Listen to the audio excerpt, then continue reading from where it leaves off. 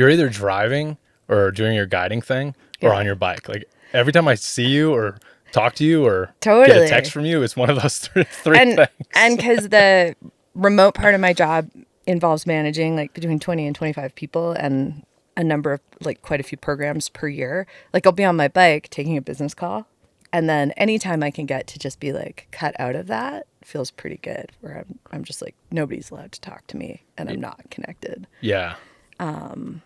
Although I take business calls on the trainer sometimes. Yeah. I've gotten really deep into this, like bike trainers are cool. Yeah. High intensity workouts are addictive. Absolutely. I think I do more than I'm supposed to, but they're really fun. What are you doing for programming? I'm just using like a Zwift software so I have something to watch, and I'm usually just picking workouts. Like it'll suggest something, it'll be like, you should do this, and it'll be like harder, which is probably not right. But I only have so much time to do it because it's blended. So I think my lifestyle balances it. But I'll definitely be like, this seems like 2 hours of VO2 max workout intervals. I should do this and see how it goes. 90 minutes. I've been doing 90 and 90 minutes 3 days a week on the trainer because of a time management thing. Yeah. And dude, 90 minutes VO2 max is like so good though. So hard and so rewarding and so good. You know, my wife just finished her 3rd Cocodona. Yeah. So congratulations, Jessica. Yeah, congrats. She did this big experiment this year where she did a lot less volume and a lot more high intensity training. Yeah. And she had a coach. She hired a coach and who programmed in this. But it yielded basically sort of the same result. She's actually slightly faster. Yeah. With way less time committed into training. Totally. Right. With just more precise training. That was kind of my experiment this year, because I've realized in your 40s you have to sleep more. Yeah. And I just like couldn't find the time, because I used to, when I lived in Summit County, I'd just get up at 3 a.m. and I would go ride a few thousand feet, like up the 10 mile or like over French or whatever is there, like a lot of that terrain that's like Breck Epic zone. Yeah. And then I'd be like, oh, okay, it's 7. I got to take a shower. I'm going to get to work by 8. That was like my program. And now I'm like, I kind of want to sleep till 5:30 and go to bed earlier. But if I do like 90-minute or 120-minute workouts, like have the time. Yeah. And I get smashed really hard. Yeah. No, there's a lot of science that's backed it up too on how the gains that are yielded from high intensity interval training, for sure. And on a bike trainer, it's so much easier than outdoor high intensity interval training. It's almost impossible to get the same level of precision with the training outdoors. Totally. I've tried it like with a power meter, and it's just not, you just have to find like the perfect hill that goes on forever if you're going to be able to do that. That's the same grade like the whole way up. I mean, Sand Flats to Geyser Pass is pretty good. That's 8,000 feet of like, mostly up. Is it? Where's that? Like above my house. Like that's my main gravel. Go for it. Yeah. Okay. Yeah. So you can almost get it, because that's what I did last year coming into the Triple Crown. And I felt pretty trained, but I see like, and I don't know if any of the devices are right, but like my VO2 max went up like several points. Like I see all these like computer gains with the trainers, so maybe the trainers helping.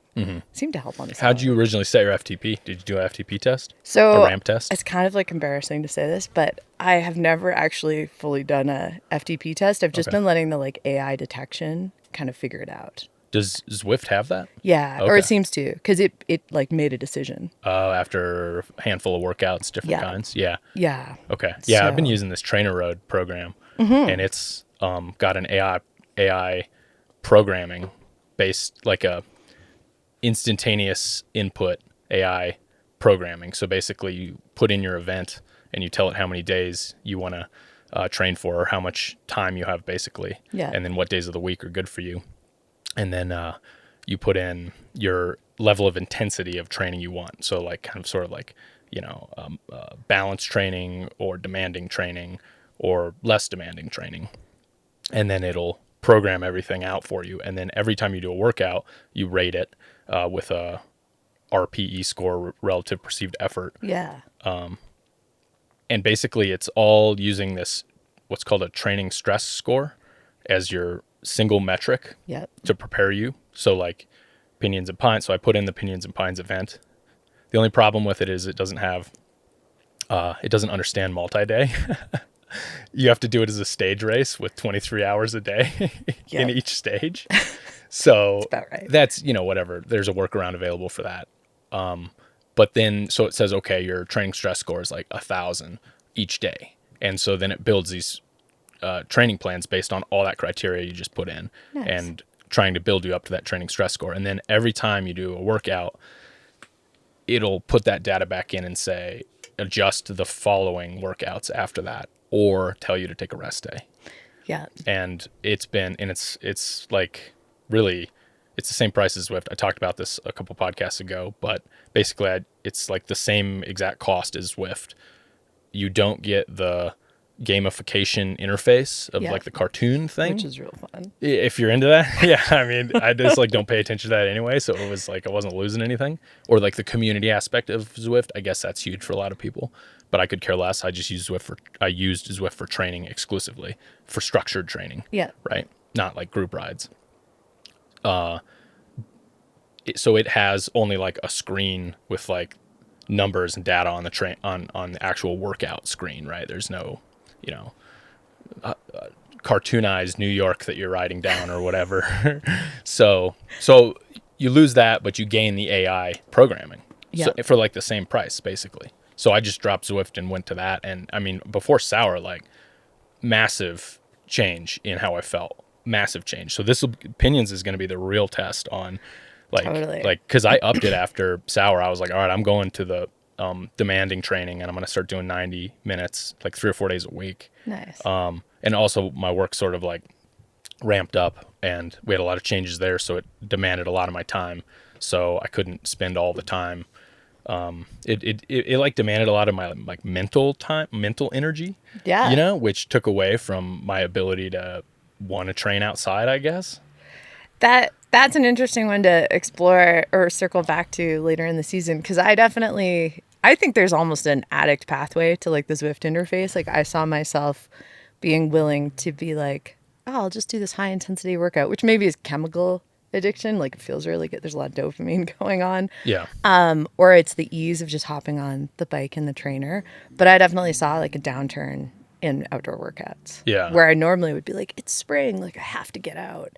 Right. But I do think I got stronger. I mean, we'll see. We'll see how this goes. Yeah. So just for people listening, welcome to the podcast, Karin. Thanks. You're in Flagstaff. Awesome. I am. And we are a few days before Pinyons and Pines.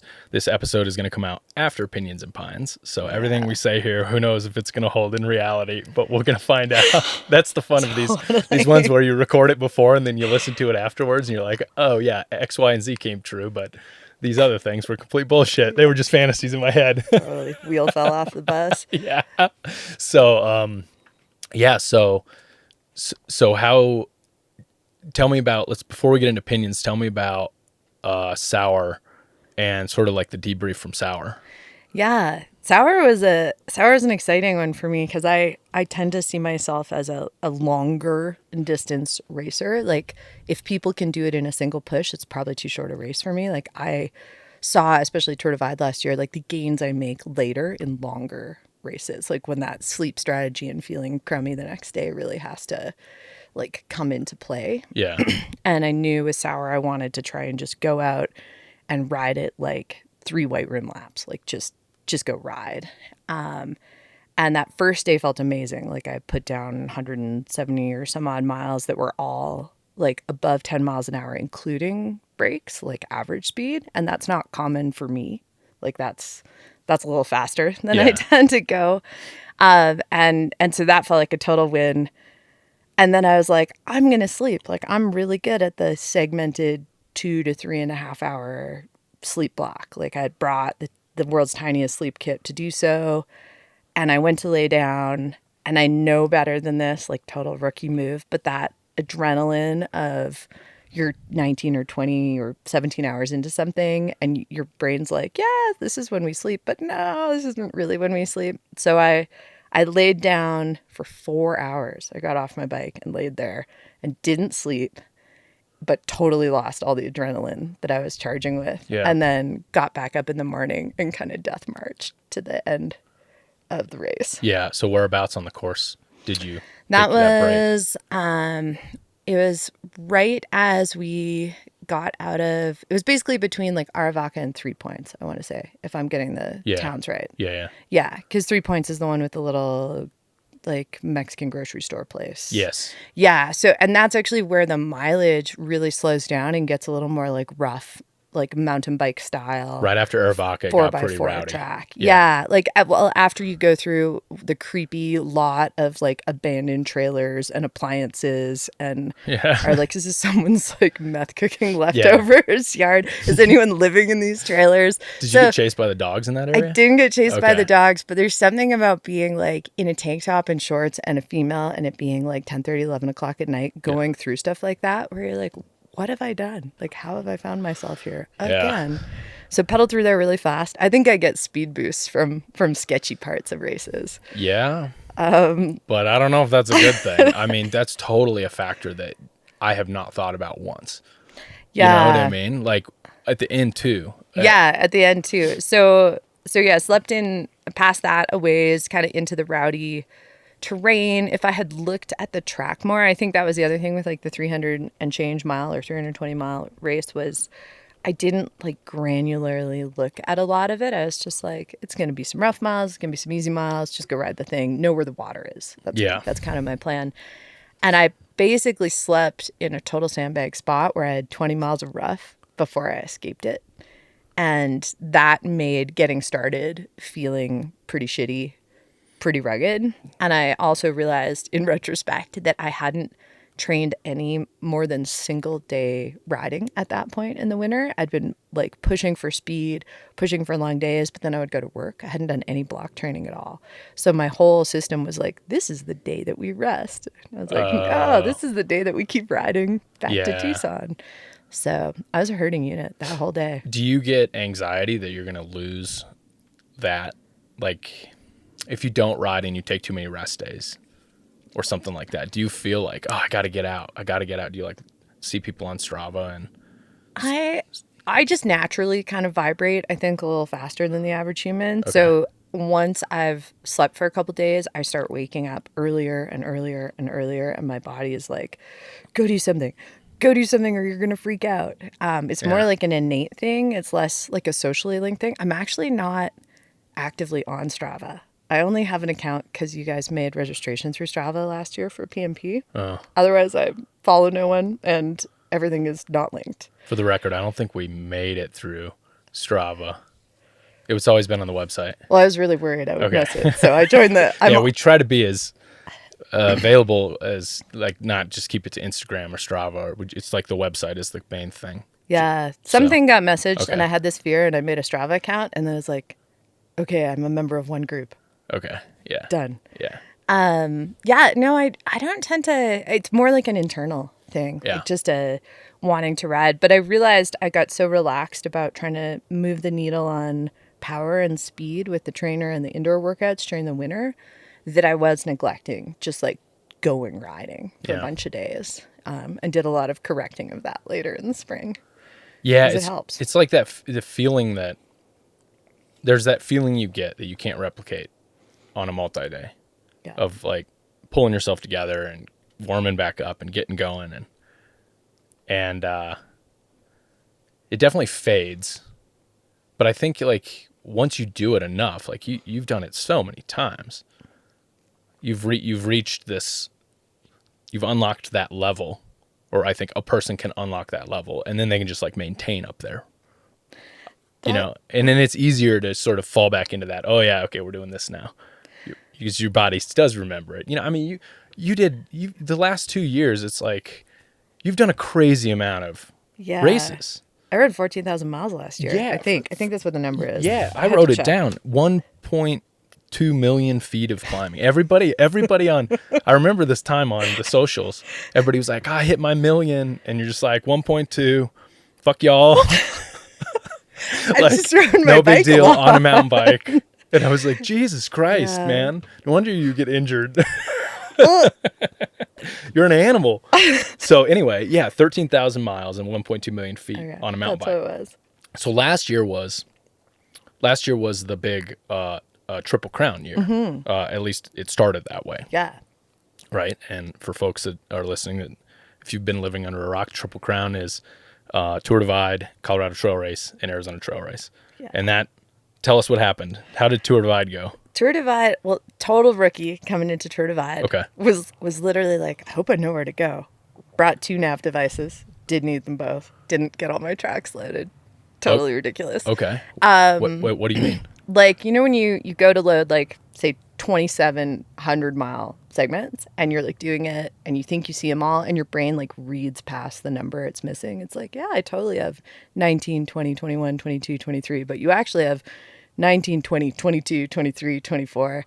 And I'm out there. Because you split them. Yeah. So that they would load. Yeah, totally. Just like little baby tracks. And then you missed a segment. You forgot to load a segment. Yep. Coming into Radium, Colorado, I was like, where's number 21? I'm like, oh my God, this is why I carried this extra nav device the whole way, which I didn't really need to. I could have just punched it from my phone, loaded it on the Koros, but it like made me feel all warm and fuzzy to just grab the other device, plop it on the bars, and like keep rolling. How long did the Koros last on Tour Divide? How many days could you get out of it?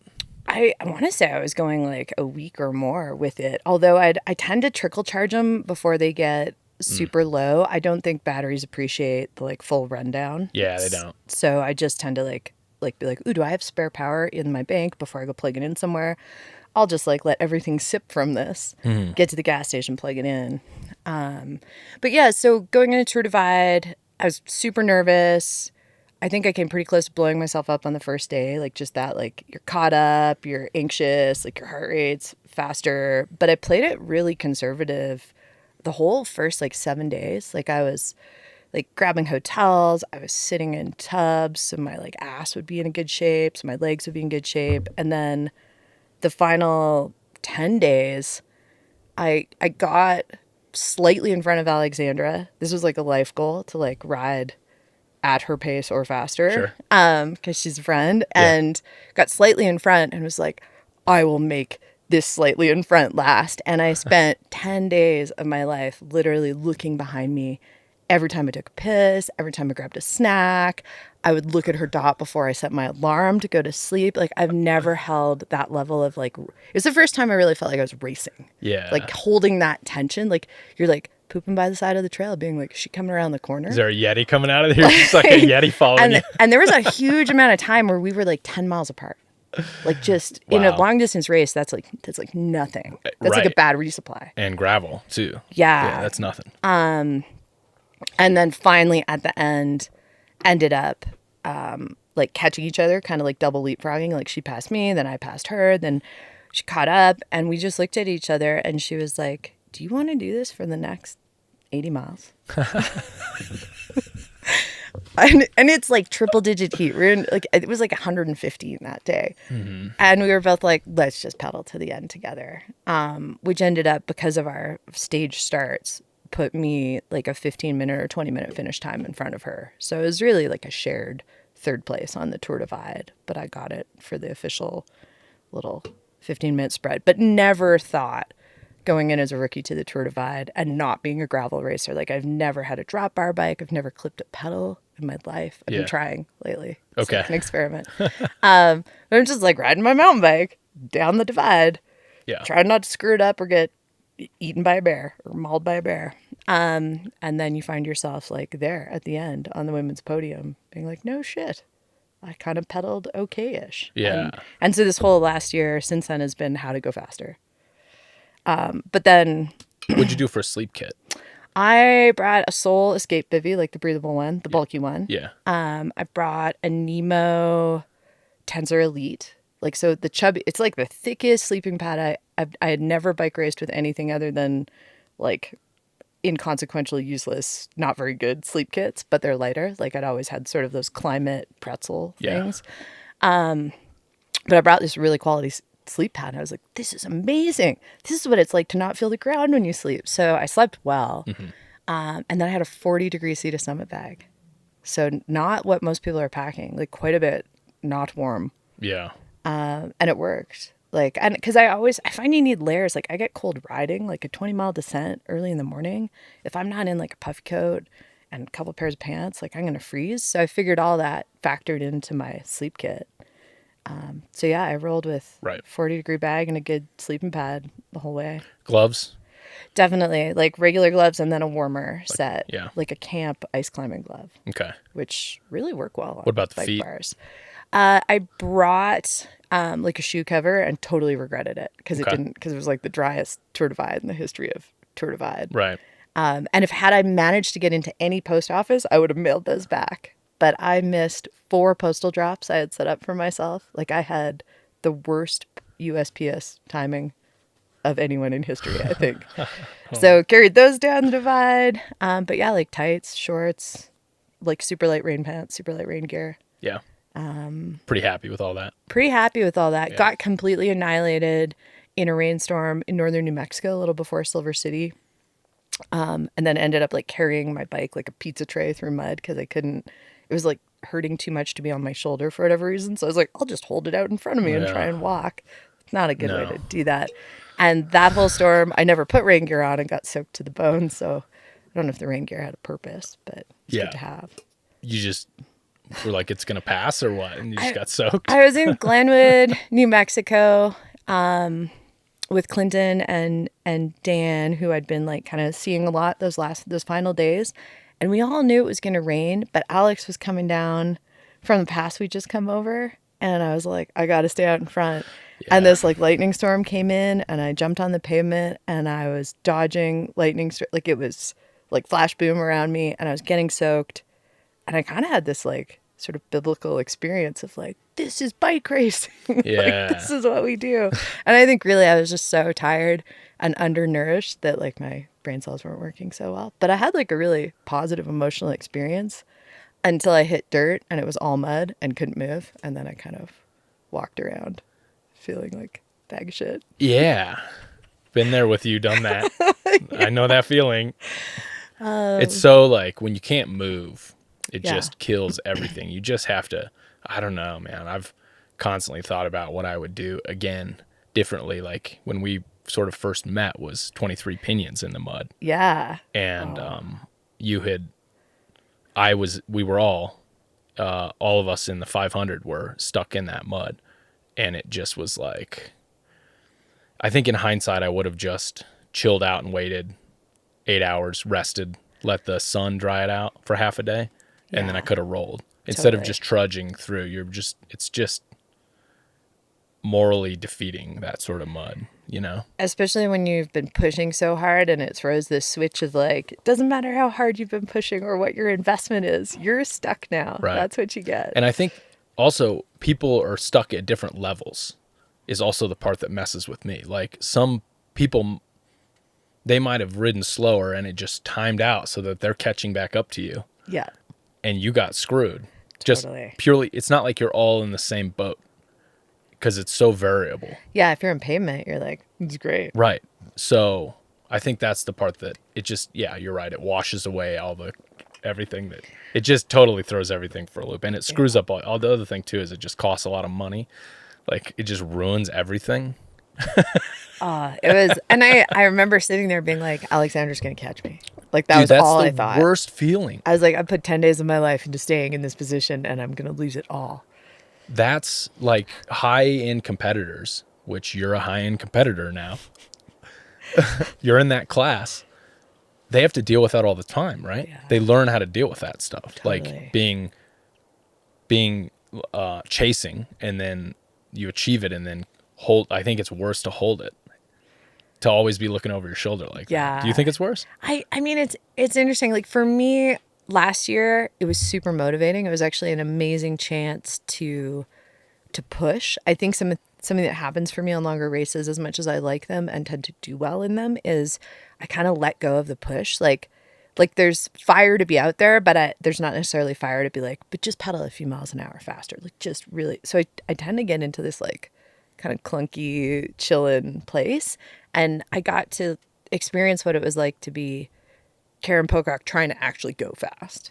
And I was like, oh, I go faster than I thought if I try. And so for me, it was like clarifying of things I can bring into my own racing that's like really joyful.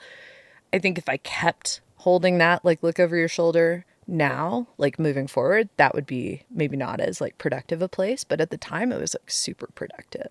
because Yeah. I probably would have just kind of puttered. Like it lit a fire under my ass when I was tired. Yeah.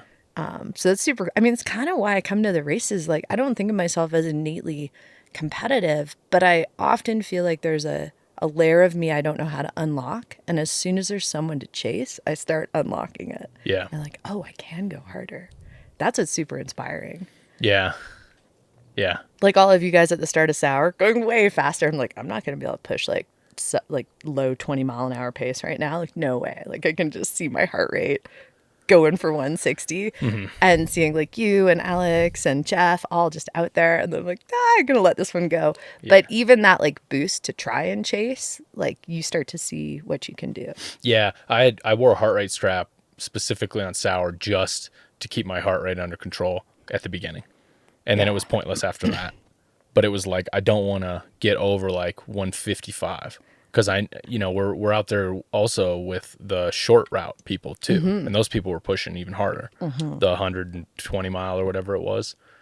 And, yeah, cause that's my biggest problem is I'll go out, I'll just try to, it's just natural to just try and, for me, like to try and push at the front. Like everybody's in, you're pushing harder and you can't feel it because your adrenaline's going. Totally. So you need like a metric to be able to control it for me, or else I'll cramp later that first day. If I go out too hard, I'll cramp. It's like consistent with me, Yeah. like horrific cramping. Have you found like the data that like matches to that? I've been looking at this a lot where I'm like, wow, I was at threshold heart rate for 14 hours and still felt okay. I'm like, oh, maybe I could go a little harder. Yeah. Or I was at like whatever heart rate for this many hours and cramped really badly. Like I've been trying to see if if there's a line. Yeah. Heart rate is like inherently sort of poor data compared to power. Totally. Right? Like power is more accurate. I don't have power on the bike I was riding on that race. Yeah. So heart rate was just there to just keep me like sort of in the zone, because heart rate could be, you could feel your relative perceived effort could feel more and your heart rate could be low, and vice Totally. versa. Yeah. Because there's like all sort of factors like allergens that could change your heart rate, Or like fatigue, like all the things that depress it. yeah. And so it was good for the first 4 hours, and then I should have just taken it off. I wore the heart rate strap. It just annoyed me after that. Like it just like annoyed me physically. I should have just taken it off.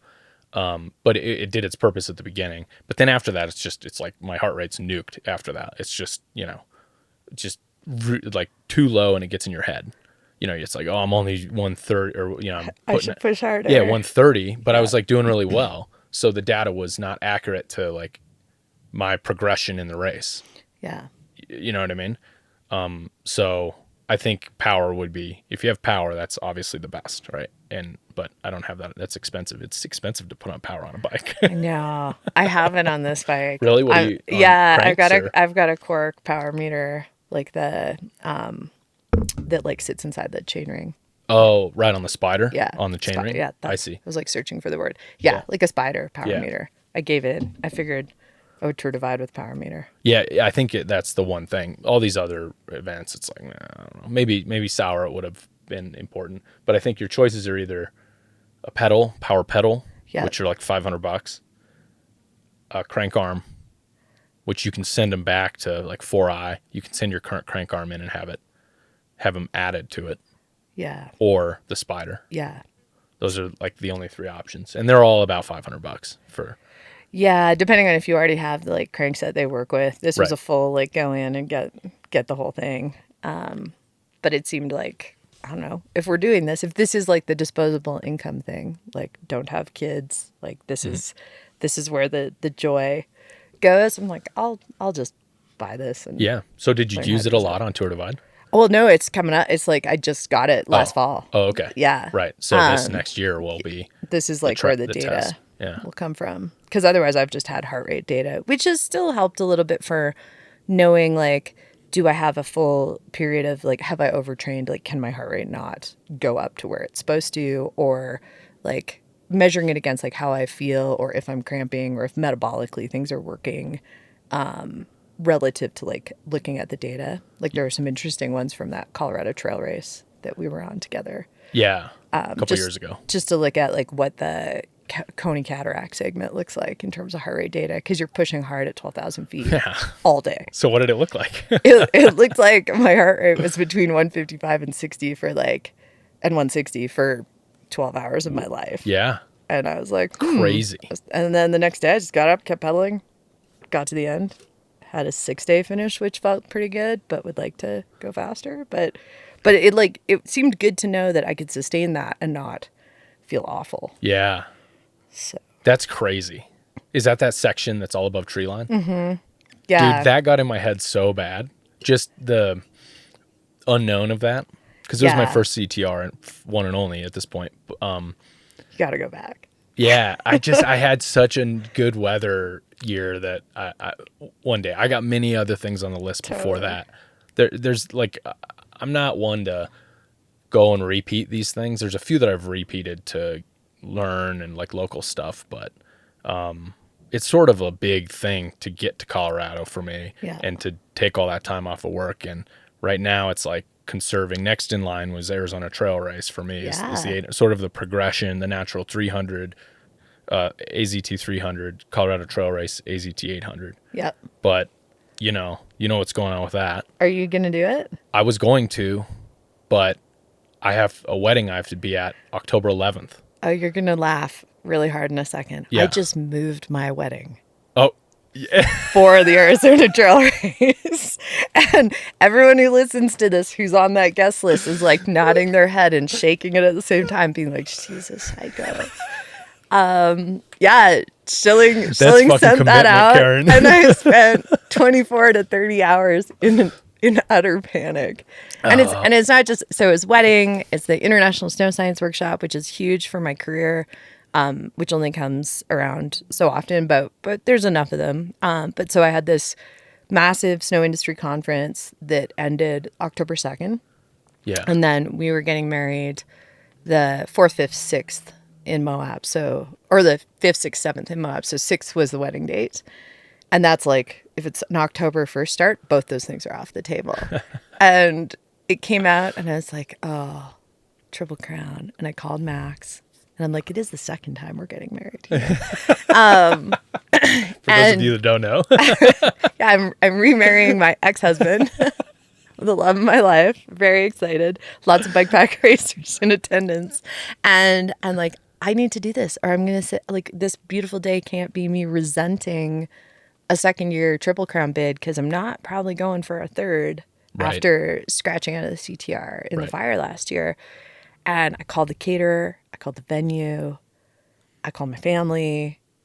I felt I talked to John Schilling a bunch. I was like, come on, man. It's my wedding. And then we moved the wedding to September 23rd. That's so funny. That's so like par for the course for what I know about you. That's hilarious. You're so committed. So to back up the full story for those of you that don't know, the National Park Service, they opened North Kaibab Trail, which is part of the portage on the Arizona Trail Race. They opened it for the summer, or they reopened it like in May. And then they just recently announced that they're going to reclose it October 15th for construction on the water pipeline that they're doing there. And so the Arizona Trail Race usually starts on the third Thursday of October, which means that, again, it's going to screw that up and screw up the Triple Crown and modify all that. So I think John Schilling put out a poll to move it to the 1st of October, which would allow for almost everyone, most likely, to get through that section by the time it's closed. Yeah. So that variable there's a few extra variables this year, which will be, it'll be hotter, has a potential to be hotter, being a few weeks earlier. And then there's also like no water access. That's a huge variable, I think, from the bottom of the Grand Canyon. There used to be like piped stuff all the way up right on North Kaibab. And you can get like naturally occurring water down in the bottom, but now you're looking at like all the vert you're carrying water. Right. There's that one creek part of the way up, like I would say a third up on North Kaibab. I forget the name of the campground. Yeah, Cottonwood. Yes. Yeah. And that's it. There's no water. And then you're Cottonwood. going for a long way, like a long hike. And then there's nothing at the top. Or is there? I've been wondering if like the ranger station zone will still have something like almost for tourists so they don't get hurt. I don't know. That's a real question mark. But that fountain that's like 2/3 of the way up or 3/4 of the way up, that one's gonna be off for Right. sure. Right. Like And this then is there's nothing for a while. So something at the top of the rim would be pretty key, I think. I think so. Yeah. So hopefully there's something at the ranger station. Because otherwise it's like 60 miles of dehydration. Like you just kind of Yeah. go and go and go. And it's not like crazy steep or crazy hot, but your body's pretty beat up after the canyon crossing. Yeah. So so unfortunately, I think that's it. I was thinking about an ITT Nice. like third week in September. Yep. And I might still throw that in. Like, I'm not going to really plan anything, but just the last minute, if the weather window looks good, sort of thing, Yeah. I can get down there and do it. Like, because otherwise it's going to be, mid hundreds, like 105 and plus, Oh yeah. which been there, done that on the 300 in Reddington. But I don't know. So I might defer. I don't know. We'll see. But yeah, you are all in. You moved a wedding. I'm all in. I'm like So gnarly. I emotionally I don't know if I could miss the Triple Crown again Yeah. and line up a third time. And Yeah. so many things have to align. Like even having this little like this is just like a muscular knee strain and I was like full panic. Like Tour Divide. So going full send. So let's go back to last year and Colorado Trail Race. Yeah. So there was a fire outside of Rico or something? Yeah, there? the Stoner Mesa fire kicked in 48 hours before the Grand Depart. And even sitting there the night before at like the meet and greet that Hefe does, like at a park in Durango, the air quality didn't look too bad. And then day of, you like pedal out 4 a.m. riding through Durango. There's already smoke in the air. We're like climbing Junction Creek and like the sky is already like white. And I guess there were people who looked at like the AQI maps for where racer position was, but everyone who was in that like closer to the front block, which is where I was riding, when we went over Blackhawk Pass, plus the whole lead up, so like, like hours of high aerobic activity, there was ash raining on us from the sky. Like we were like in this thick, choked out cloud. And then you clear that and you get down into Silverton and it was like hazy, but it wasn't as bad. And I think the folks who were kind of more mid-pack came through and it maybe wasn't as bad at that point. Like fire smoke was moving around, but there's a group and I remember seeing like posts of other people who like ended up in hospitals, but maybe like waited longer. There's a group that like took the smoke inhalation. Like that was sort of a block of people. And I know like Kate scratched, worried about that. I probably should have done that, but then instead of that, I was like, oh, it's fine. I'll just start up Stony Pass. And so I'd gotten into Silverton, gotten food, climbed up Stony, and then was like, I should probably try and sleep, like, just because this race is only, like, it's not that short, and I'm in a position I like, and I know I'll ride well the next day. And I laid down, and I was like, why do I feel so awkward? And I looked at my watch, which has, like, a heart rate monitor, and my, like, laying down resting heart rate was 164 beats a minute. I was like, that's why I feel so shitty. What's going on? And never connected it to the smoke. I just thought I'd blow myself up. And so that didn't work so well. So I just kind of started death marching after a couple hours of like lying there. I'm like, I'm just going to keep walking. Like maybe it's adrenaline. And then I convinced myself that maybe it was like altitude sickness because I live in Moab now, which is probably bullshit because I work up high in the mountains. And then Alex Kowalski and I, who'd been, the two of us in Hefe had ridden a bunch of the time into Silverton together. He and I ended up going through that like Stony Pass into Cataract segment together. And I was like, how do you feel? He's like, I kind of feel like a bag of shit. But he's like, but I smoke a lot, so it's probably that. Yeah. And he's like, and altitude, because he lives low. And I was like, I'm like, something is wrong with me. Like, I am not okay. And I got to Carson Saddle, where I knew I could get to Lake City if I needed an out. And I was like, I'm just going to take a nap. Like, it's going to be okay. But I was like losing pace, like just, and I guess I had enough of a lead because I didn't get passed for a while, but like, so I had like a gap from the people behind me. But once people started like going by and I'm lying there, I'm like, something is desperately wrong. Like if I'm that backed off pace. and just ended up being like, I've got to pull the plug. And that was not an easy decision, because that's not pulling the plug on the Colorado Trail Race. That's pulling the plug on a Triple Crown. Right. That's sort of like taking this thing you've built up as like your purpose for the season and being like, crumple that up, throw it in the trash. And 3 different people were involved in like evacuate handoffs of me. Like a friend from Gunnison came and got me in Lake City and passed me to another friend who drove to Gunnison and took me out to Westwater, where he was going to boat launch. And then Max came and grabbed me from Westwater because he had been working and tied up. But I got home, I got to the hospital, like to urgent care, and they were like, you probably have cyanide poisoning. Like once they started testing. Yeah. So what is that? Where's the cyanide coming from? From, I guess, like when you inhale fire smoke, depending on the particulate matter, there's like the PMI 2.5, like the really, really tiny shit. And it can take whatever toxins are out there, even just like in the plants or in what's burning, and put it directly into your bloodstream. And then they were like, we could do an arterial blood gas, but it's going to cost you a pile of money. And the treatment's kind of the same. Like you need to go and like chill out. Like you probably have carbon monoxide poisoning. Like you are not doing well. Yeah. Go home and rest. What is arterial blood? What did you call it? Basically, they would like do a blood test from an artery instead of a vein. And it's like really arterial blood test. It's like really expensive. So yeah, take it easy. Basically. Too many Marlboro Reds. Yeah. Jesus Christ. Too many Mexicans Marlboro Reds. And then I just went and spent like a huge block of the summer feeling kind of like shitty and compromised. Did you cough up a lot of stuff? Was there like a lot of stuff cough coming up a out? lot of stuff. Yeah. I coughed up a lot of stuff. I had like a lot of like junky fluid in my lungs. And I just had like no ability to, like, anything I tried to do, I'd start like hyperventilating and then my heart rate would skyrocket. And it just seemed like this is going to be my life for a while. Dude, I'm out with that stuff. Like, yeah, you know what I mean? Like, you made the right call to not continue. I think it was, yeah, for sure. Like, to compromise a goal. Like, I know you have a lot invested in it, but like, live to fight another day. There's a line in the sand on doing hard stuff and doing stupid stuff. And do you ever? I mean, because we both do a lot of this. Like, do you ever wonder sometimes?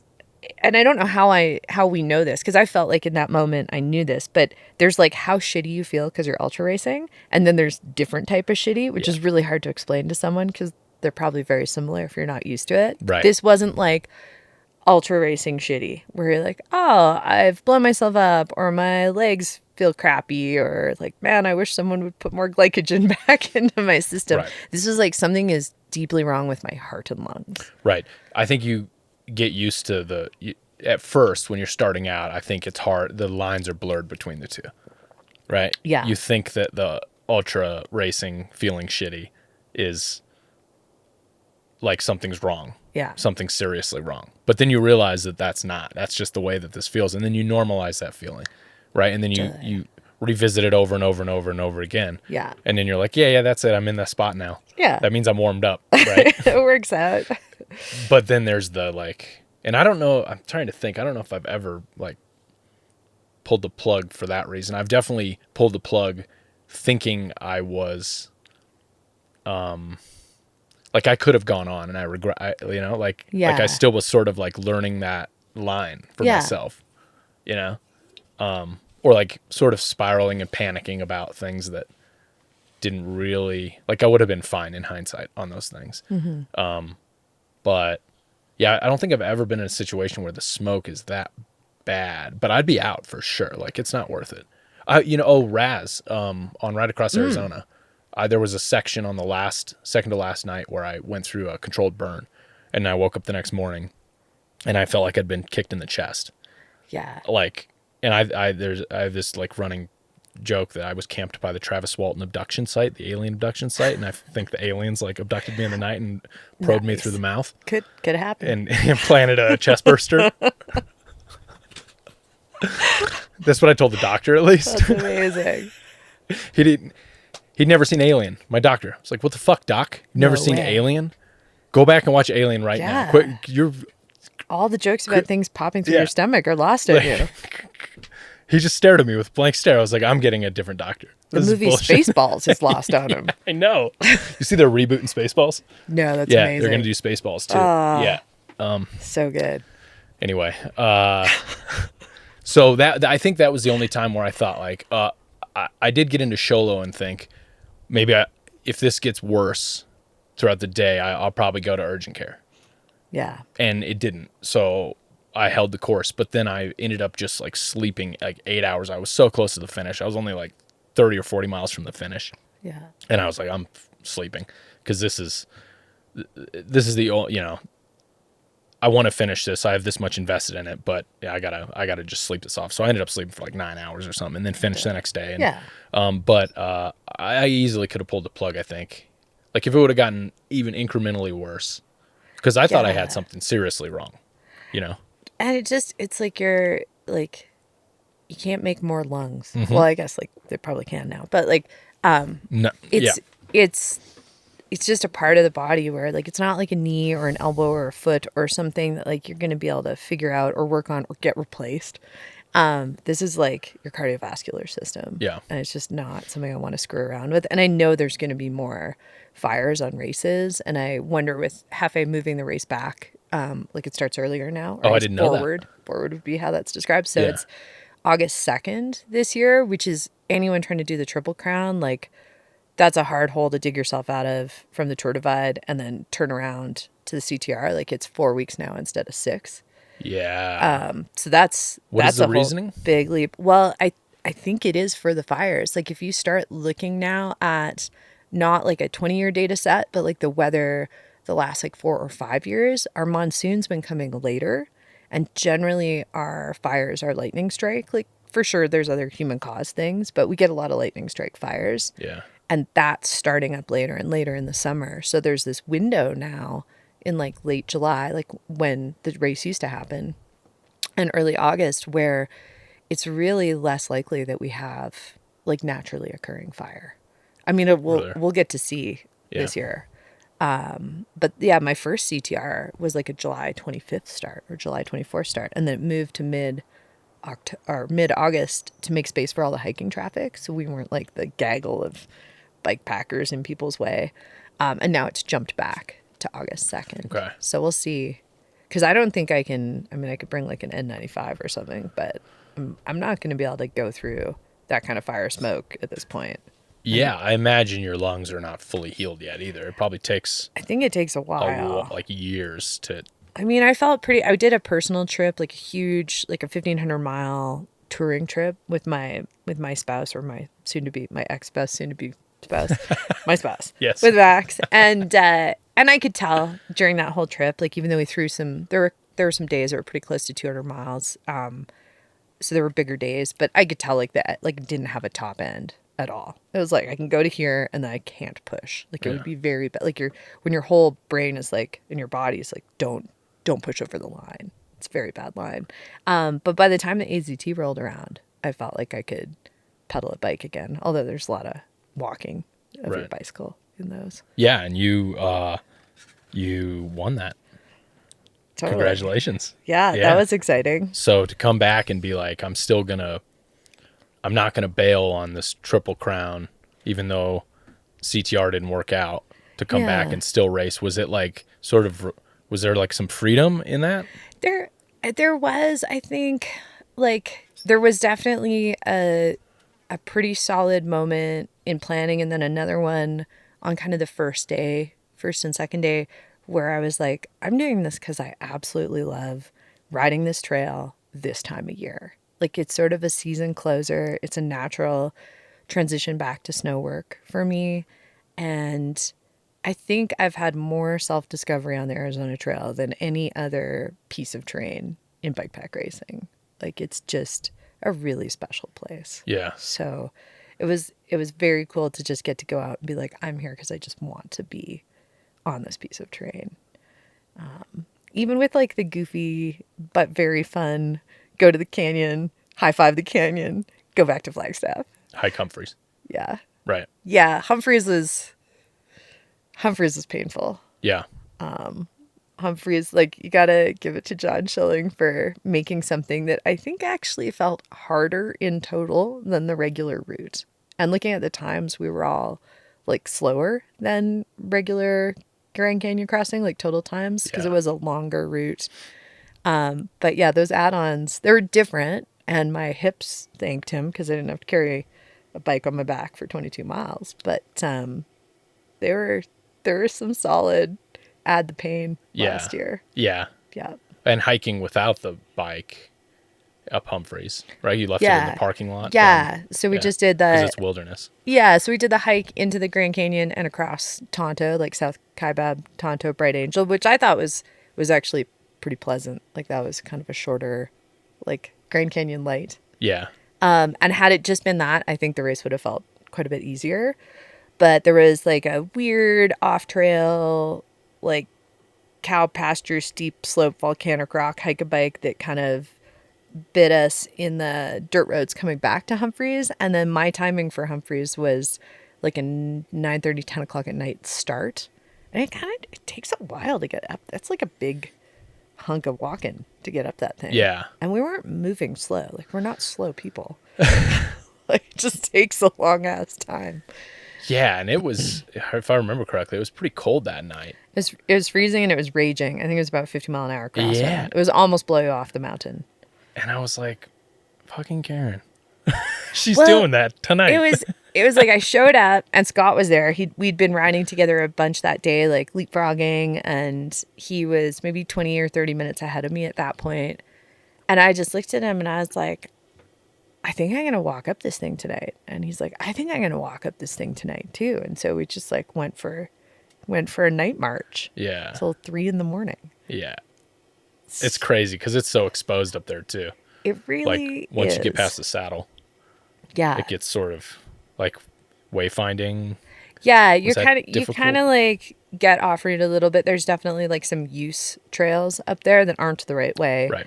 And it is just like a normal hike, but when you add that plus that kind of like wind how it comes across the peak, because there's just nothing blocking that. Like you're just getting whatever storm is happening or whatever system is coming through is just trying to like push you off that ridge. So Yeah. you're just getting blown, you're just getting bucked around. Yeah. And we're both wearing like everything we had, which for Scott was like jorts.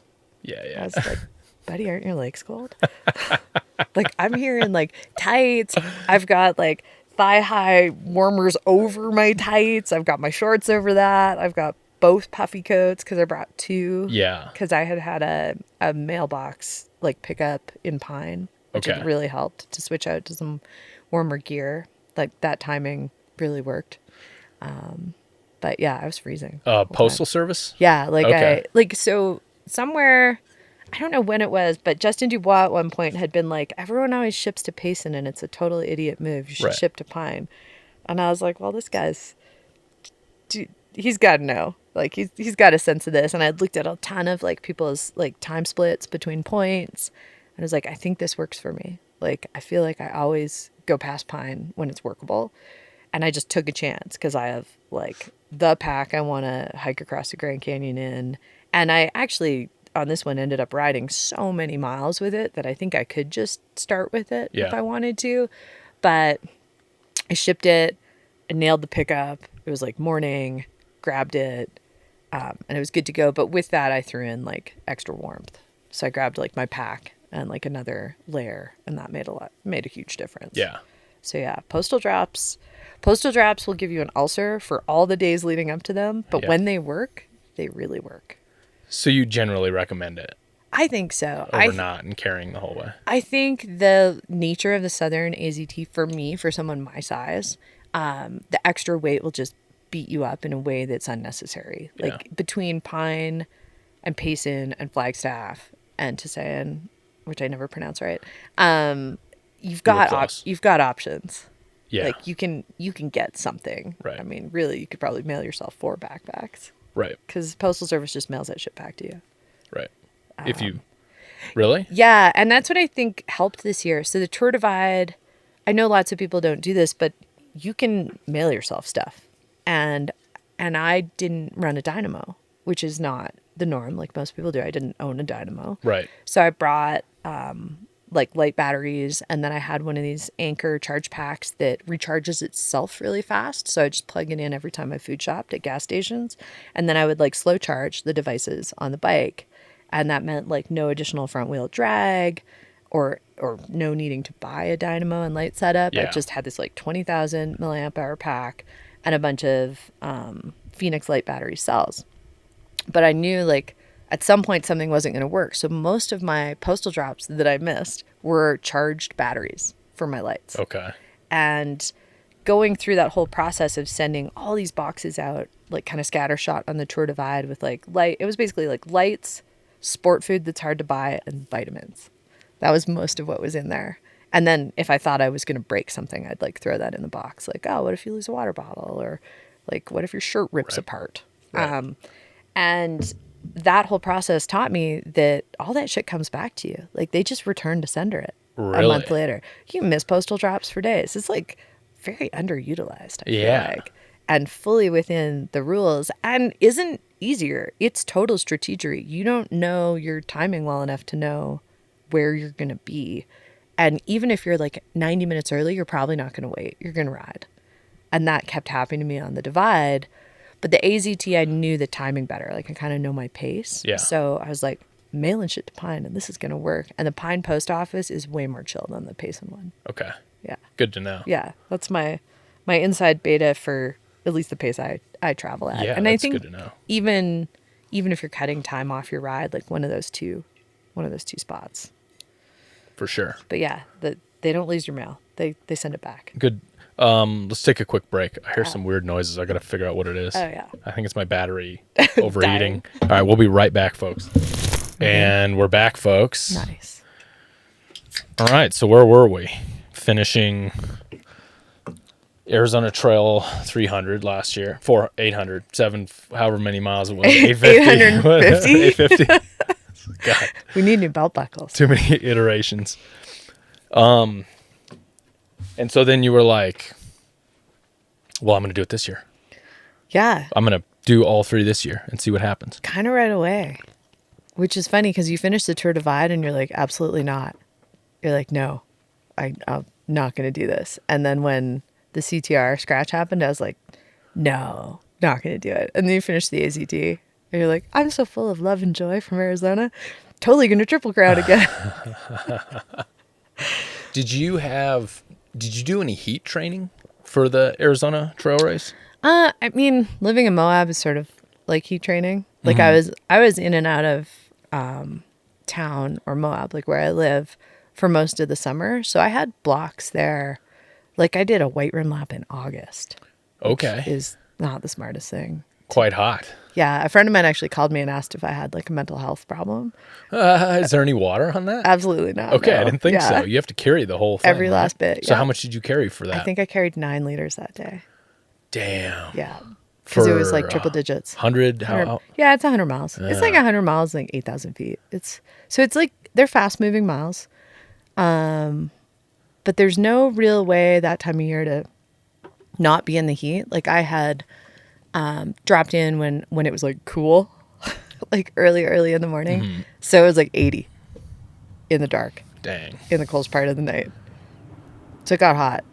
And you do find yourself, you're in direct sun somewhere, no matter what. Like there's no shade chase completely unless you just totally night rode it. And I didn't entirely night ride it. So I had like a midday, like I think it was noon, and I was climbing Schaefer, which if you haven't climbed out of Schaefer is like a bunch of steep, grindy switchbacks that are way more south facing than I gave them credit for. So you just kind of like take it. Yeah. So I guess like I get heat acclimation through like my bad life choices. Yeah. Yeah. I've been doing sauna recently. Ooh, nice. Yeah. I got a friend who has a barrel sauna, and we were thinking about getting one, actually. I'm so like convinced. And the studies on that are pretty convincing, like at least general health longevity studies. Yeah. It's like 60% all-cause mortality reduction.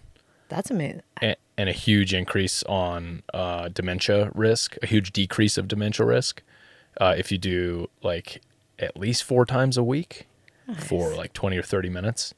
So I like it though. I like sweating because it's basically tricking your body into thinking you're exercising.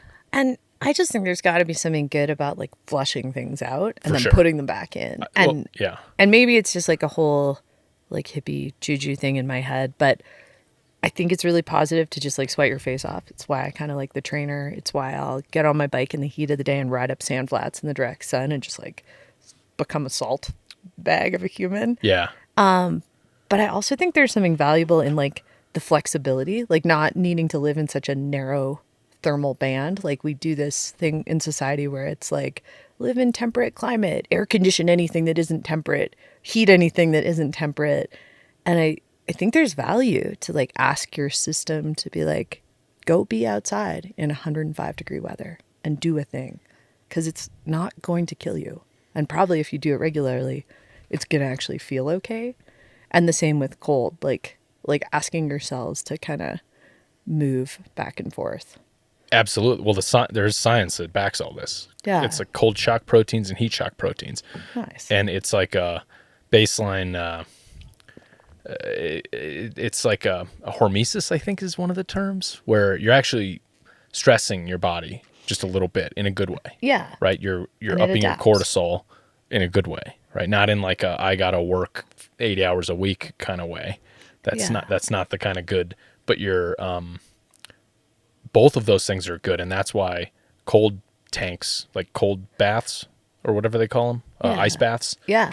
And I remember when I was a kid, we went to my aunt and uncle's house, and they had a jacuzzi, and it was in a snowy area, and we would like get out of the jacuzzi and go roll in the snow, and then get back in the jacuzzi. Yeah. You know, and it Yeah, was and very it's- novel, and it would burn really bad on your skin, but you're just like shocking your system back and forth, right? I mean, I think of it the same way I think of like bike pack racing, where if you do the thing that is hard and uncomfortable, at some point it's less hard and uncomfortable. Yeah. And I see so many people like terrified of heat or cold, and the world is not getting less hot. So Right. why not like adapt if you can? And it seems like you can train your body to do almost anything. So, Yeah. So do you supplement with salt at all, with sodium? oh yeah. Actively? Yeah, and magnesium and potassium and calcium now, thanks to a surgeon who was like, you're probably missing calcium. You should really consider. Interesting. So what does that look like? Like in action? In action, it's usually like powders and then like those salt stick kind of tabs or any sort of like chewable electrolyte. I really like things I can like chew rather than just swallow. Really? Yeah. And then it's like a fleet of gummy vitamins. Like Okay. if I showed you my bag of gummy vitamins coming on Pinyons, you would laugh at me. But it makes a difference. Like if you're out there and you're down on something and your brain starts to go like something is not right, but you don't know what, like inevitably something's going to happen. You're going to be super fatigued. You're going to start cramping. And you get this little warning sign. Sadly, the warning sign doesn't say take more potassium. It just says you're not right. Yeah. And I've just found that if I'm sweating it all out, I'm just going to put in everything that can be sweated out, like all the water soluble stuff. And my guess is whatever I get too much of, I'm going to pee out anyway. But yeah, I'm pretty like on the like don't drink regular water in the heat. Yeah. It's all like some sort of supplement in the water and then like some sort of like chewable thing Yeah. on the side. Yeah, that I think it seemed makes a difference. for sure it was a huge unlock for me. Yeah, the salt was a huge unlock. Have you been tested yeah. on it? I was listening to like Marone's like getting tested on that. I'm like, I should really get tested on that. Yeah, and you know, I'm like if you see the signs of that you may be a heavy not sweater, but you're losing a lot of sodium in your sweat. It's Yeah. not about the volume of liquid that's coming out of your body. It's about the concentration of sodium is different genetically. Yeah. So, if you're seeing the signs of that, which is just like the salt stains all the time, Yeah. constantly, and or you're cramping all the time, I suggest to spend the $200 and get tested. It was the most, it was the biggest unlock I've had in many, many years. Totally. Bike packing, like the way I felt the second day, because this was mid last year at some point. Like I remember back to the final days of Colorado Trail Race and how I was in this almost hyponatremia state where I was just drinking water and peeing out clear and drinking and drinking and peeing and getting more and more dehydrated. Yeah. And I was like, this is a slippery slope, right? And I don't know. Somebody just needed to show up there and be like, here, eat all this salt. You know, Totally. because I'm losing 1,800 milligrams of sodium per liter of water that I sweat out. Okay, so that's Yeah. like extreme. Yeah. So you're probably not staying on top of that, even when you're staying on top It's of it. hard. Like, you gotta just keep working. I met a guy at Cocodona at the finish line that is 2,000 milligrams of sodium. So he's on like the maximum level, human level that you can lose. Totally gonna And go. we were going back and forth about like how it's even possible to consume that much, because you can't do it through liquid supplementation alone. It's too much. Yeah. So you have to supplement with salt pills. Yep. And I think I will do both for Pinyons this Pinyons? year. Yeah, Yeah. and kind of test that out. Yeah, I'm pretty loaded up with electrolytes. Yeah. But that's the same as the whole iron thing that I had like read things, but I had never realized that like so many women athletes were like iron deficient or like circulating iron deficient, like available iron. And that set of blood, like the blood panel that got done from smoke inhalation, where they were just like checking things, flagged it. They were like, they're actually like, you're super low in calcium. Like, we're surprised your heart works and Whoa. doesn't have arrhythmias. And they're like, you're super low in iron. And I was like, yeah, but what if this is just from racing, right? Like, it all got done in that immediate window. Right. And I was like, if it is from racing, I should probably still deal with it. But I've had a pile of repeat blood work done, and the iron piece is real. Like, and I never would have thought, like, I love red meat, and like my diet has a lot of iron in it, but all of this like investigation has led me to find that everything I do lifestyle wise depletes iron. So it's like high intensity aerobic work, coffee drinker, really like dairy, which apparently gets in the way of absorption. And so my lifestyle is like getting rid of this really critical nutrient that allows you to have oxygen in your blood, like function at altitude in Colorado, bike racing. And every physician I've seen is like, we're surprised you can do this at all. So now I'm on this, like, if I can get my iron levels up, how strong can I get on a bike? Like, when you find out you've been doing well and been horribly deficient the whole time, like you've been feeling so shitty, and that you might not have to feel as shitty. Right. Because I've totally normalized like how I feel racing. So it's kind of exciting. Yeah, that is exciting. It's like the sodium thing with me. Yeah. It's exactly the same thing. So how are you is it pills you supplement with iron? Little gummy bears. Okay. Sometimes All they right, yeah. bite their head off. And it's not, how are you eating a lot of dairy and not getting enough calcium? Yeah, I wondered about this too. And it sounds like all of these can actually waste out like as we sweat and do high output. And I think to speak to that, like 13,000 miles or a million feet or whatever, like last year's stats is like I'm not finding the targeted times to like get the nutrients in without them going back out the door. So it's a little bit of an investigation now of how to do this. But I've been like sleeping quite a bit more. Not that I ever slept poorly, I just didn't choose to sleep as much. Okay. So I'm doing like more sleeping, more active supplementation, trying to like time it into periods of when I'm not being super active, like really remember to do that. And I'm pretty committed to like carrying some supplements on the bike. Like, I think that weight trade-off is okay for all the people who carry like recovery mix or high carb stuff. Like, a bunch of gummy vitamins don't weigh that much. Yeah. Versus like last year on the Tour Divide, which was like start, have some supplements, run out, and then just kind of like get weaker and feel shittier and see what you could get out of a gas station.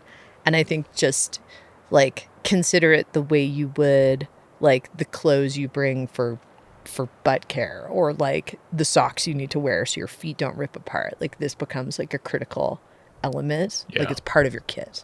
Yeah. So I'm trying to like switch my mindset. Yeah, not be such a weight. Yeah. A Yeah, minimalist like, on that. Like, it's not food, it's a thing you need. Yeah. And it'll net out better. Yeah. For sure, it'll net out faster. For sure, if you're feeling better. But it also makes me realize, like, why did no one tell me this when I was 25? Like, I'm looking back on like years of performance going, I bet if I'd just taken care of myself differently, if I'd known that like I could have made so many gains. Yeah. What are your goals? with bike pack racing? Because you're part of this. You're somewhat sponsored now, right? It would Yeah, be on the Old Man Mountain Silcavello bike pack team. yeah. So what is the deal with that?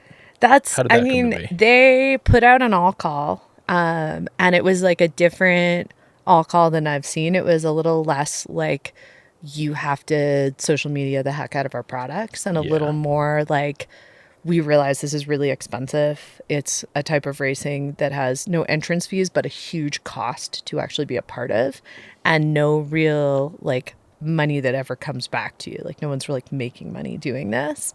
And they were like, we put together a budget to see if we could help support some athletes, like go farther with what they're doing. And it wasn't entirely just like pointy end of race people. It was like a mix of folks racing, folks like trying to dive into bigger adventure riding, just like a little more of a diverse crowd. And I sent in an application. It basically said I'm not very good at social media. I'm I was wondering I'm about probably that. not going to market your product super well In that way. in that way. Yeah.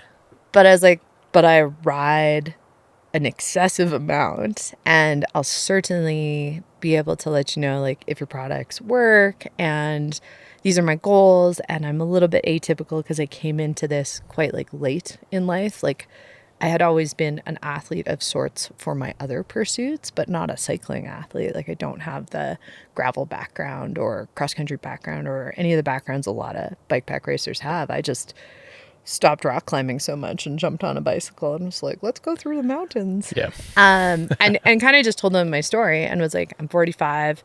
Most people think women have an expiration date kind of around that, but I seem to be getting faster for some reason. And just sent them that, and they like emailed me back, and they're like, you're one of the people if you want it. And I was like, I'll take any help I can get. Yeah. And it's been like an interesting journey, even helping like test this new ultralight rack that they've put together. Like they're definitely, you know, like the main sponsor is a rack company, and I think racks are an interesting thing for all of us because no one wants to add weight to their bike, and yet you look at the Tour Divide and like there's a lot of racks on the Tour Divide. Like, Yeah. you got to put stuff somewhere. And I am a shorter person with a shorter inseam. I can't really put a seat post bag on a bicycle without hitting the tire and going OTB when I cause the tire to stop, or kind of wrecking my dropper. It's usually one of the two, or there's just not really the clearance. Yeah. So I'm probably like the rack market, even though on something like an AZT, like I'm not going to carry a rack across the Grand Canyon, but experimenting with like these lighter products, like can solutions exist for people like my size out there? So it's been kind of a cool journey to like be on a team of folks who all have like sort of different goals and have that support, and also do like some gear testing and support of prototypes. But yeah, taking that to like your question of goals this year. Yeah.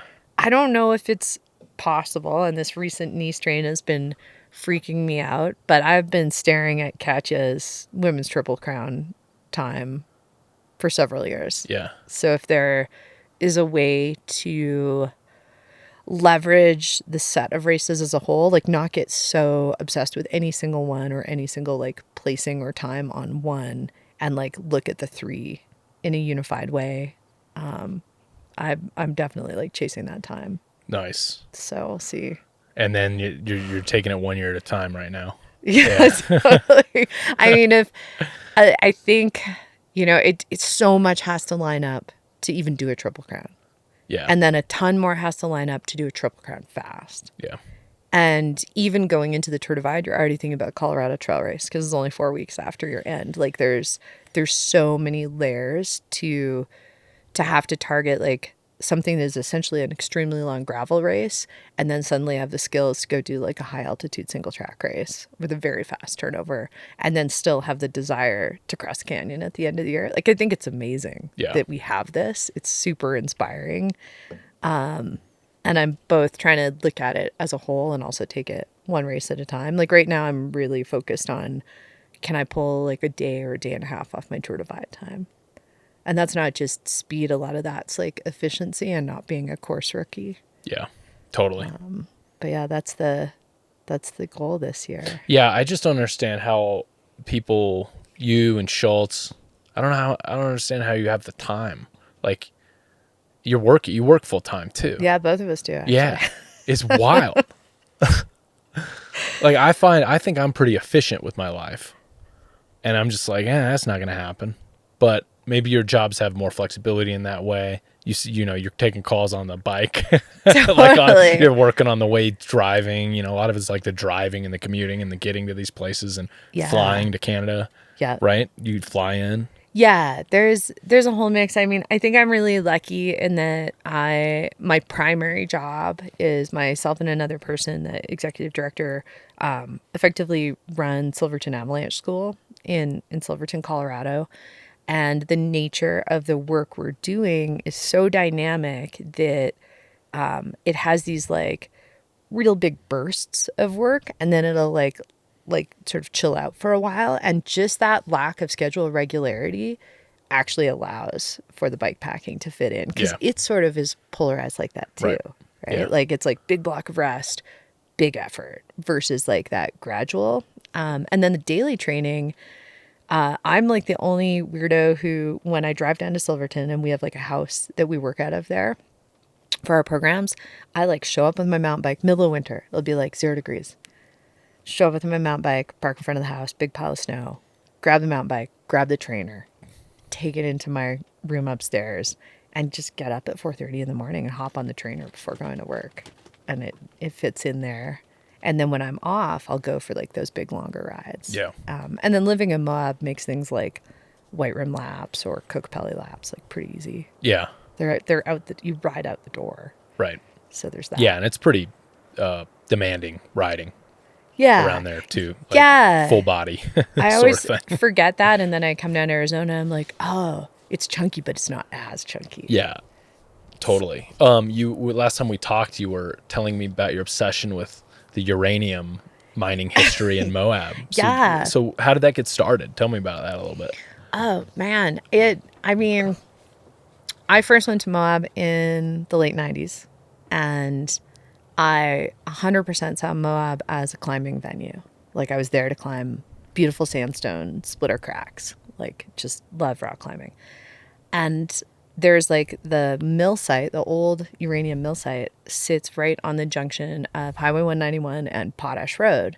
And Potash Road is the most road accessible rock climbing in the Moab area. And I was a teenager still, like late teenager, like 17, 18. And like from Canada, where my little Canadian brain could not even conceive of there being like an uncleaned up radioactive site a few miles from the rock climbing. Like, who does that? Canadians don't do it? On the river. They probably do, but they hide it better, I think. And so it's like right there, and I didn't know what it was. I was like, what's this project thing? And I was just climbing, and I was living, because you could do this back then. I was like living in my van, which is so funny because now I resent all the people living in their vans near my house, but living in not my van, living in the car I had, camping by the rock climbing, downstream from this pile, drinking the river water. Oh, Jesus. Like downstream from this uncleaned up, leaking uranium pile. Oh.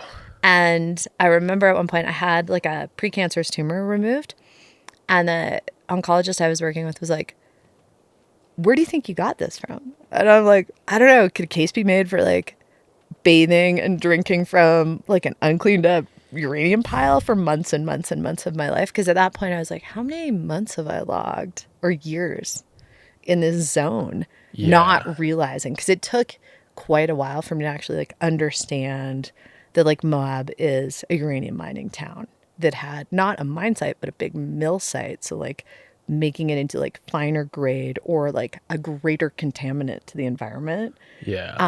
And it's almost cleaned up. They've been working on it for over 20 years. It's like 2029, and they're going to put a park there. Like, and it's really cool. This was Soviet era. Yeah. Rush to mine uranium in the United States. Totally. To build as many nuclear weapons as possible. Yeah. For the intercontinental ballistic missiles that were being developed all over the United States in like the 80s Yeah. and And 70s and I maybe. think like it sounded like they started in the 50s in terms of like realizing the quality of uranium That was in the Moab and Nuclear and Natarita zones, Right. like western slope of Colorado, southeastern Utah. But Moab's like boom was as a uranium town. Right. And it's interesting because even though we have that like lineage and like some of the naming of things, so many tourists come in and have no idea. And then currently, like there's a resurgence, like they're opening new mines in the area. So we have the pile in town that's being cleaned up, but new mines have been going in the region. And as a bike packer, it's like the stuff you ride past. Like you're building routes and you're like, oh, like that's a mine site, or like that's an old mine shaft. And an old uranium mine isn't just like a fun historic thing. Like that's radioactive. Like you don't want to breathe the air. There's like particulate in the air Yeah. in these mine sites, and they're just everywhere. Like, and so I have this goal that I think will come to fruition to like put together a bike packing race for next year, probably late April, and probably call it Uranium Country. Yeah. But it is like a wild exploration as you move around the land. And for sure, it involves like waypointing some important things like surface water you can't drink Right. or shouldn't drink. Right.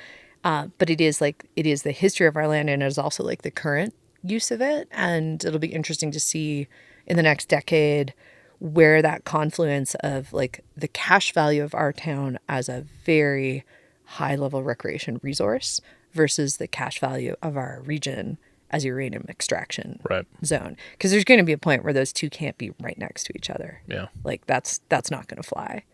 And so I feel kind of like in the midst of this like second burgeoning uranium boom for the sake of like data centers and microreactors and like energy technology. Yeah. Yeah, totally. Energy. Yeah, nuclear fusion and fission for data centers, specifically the energy demands there. Yeah. Do you think Moab, if the uranium wasn't there, do you think it would have become a recreational area?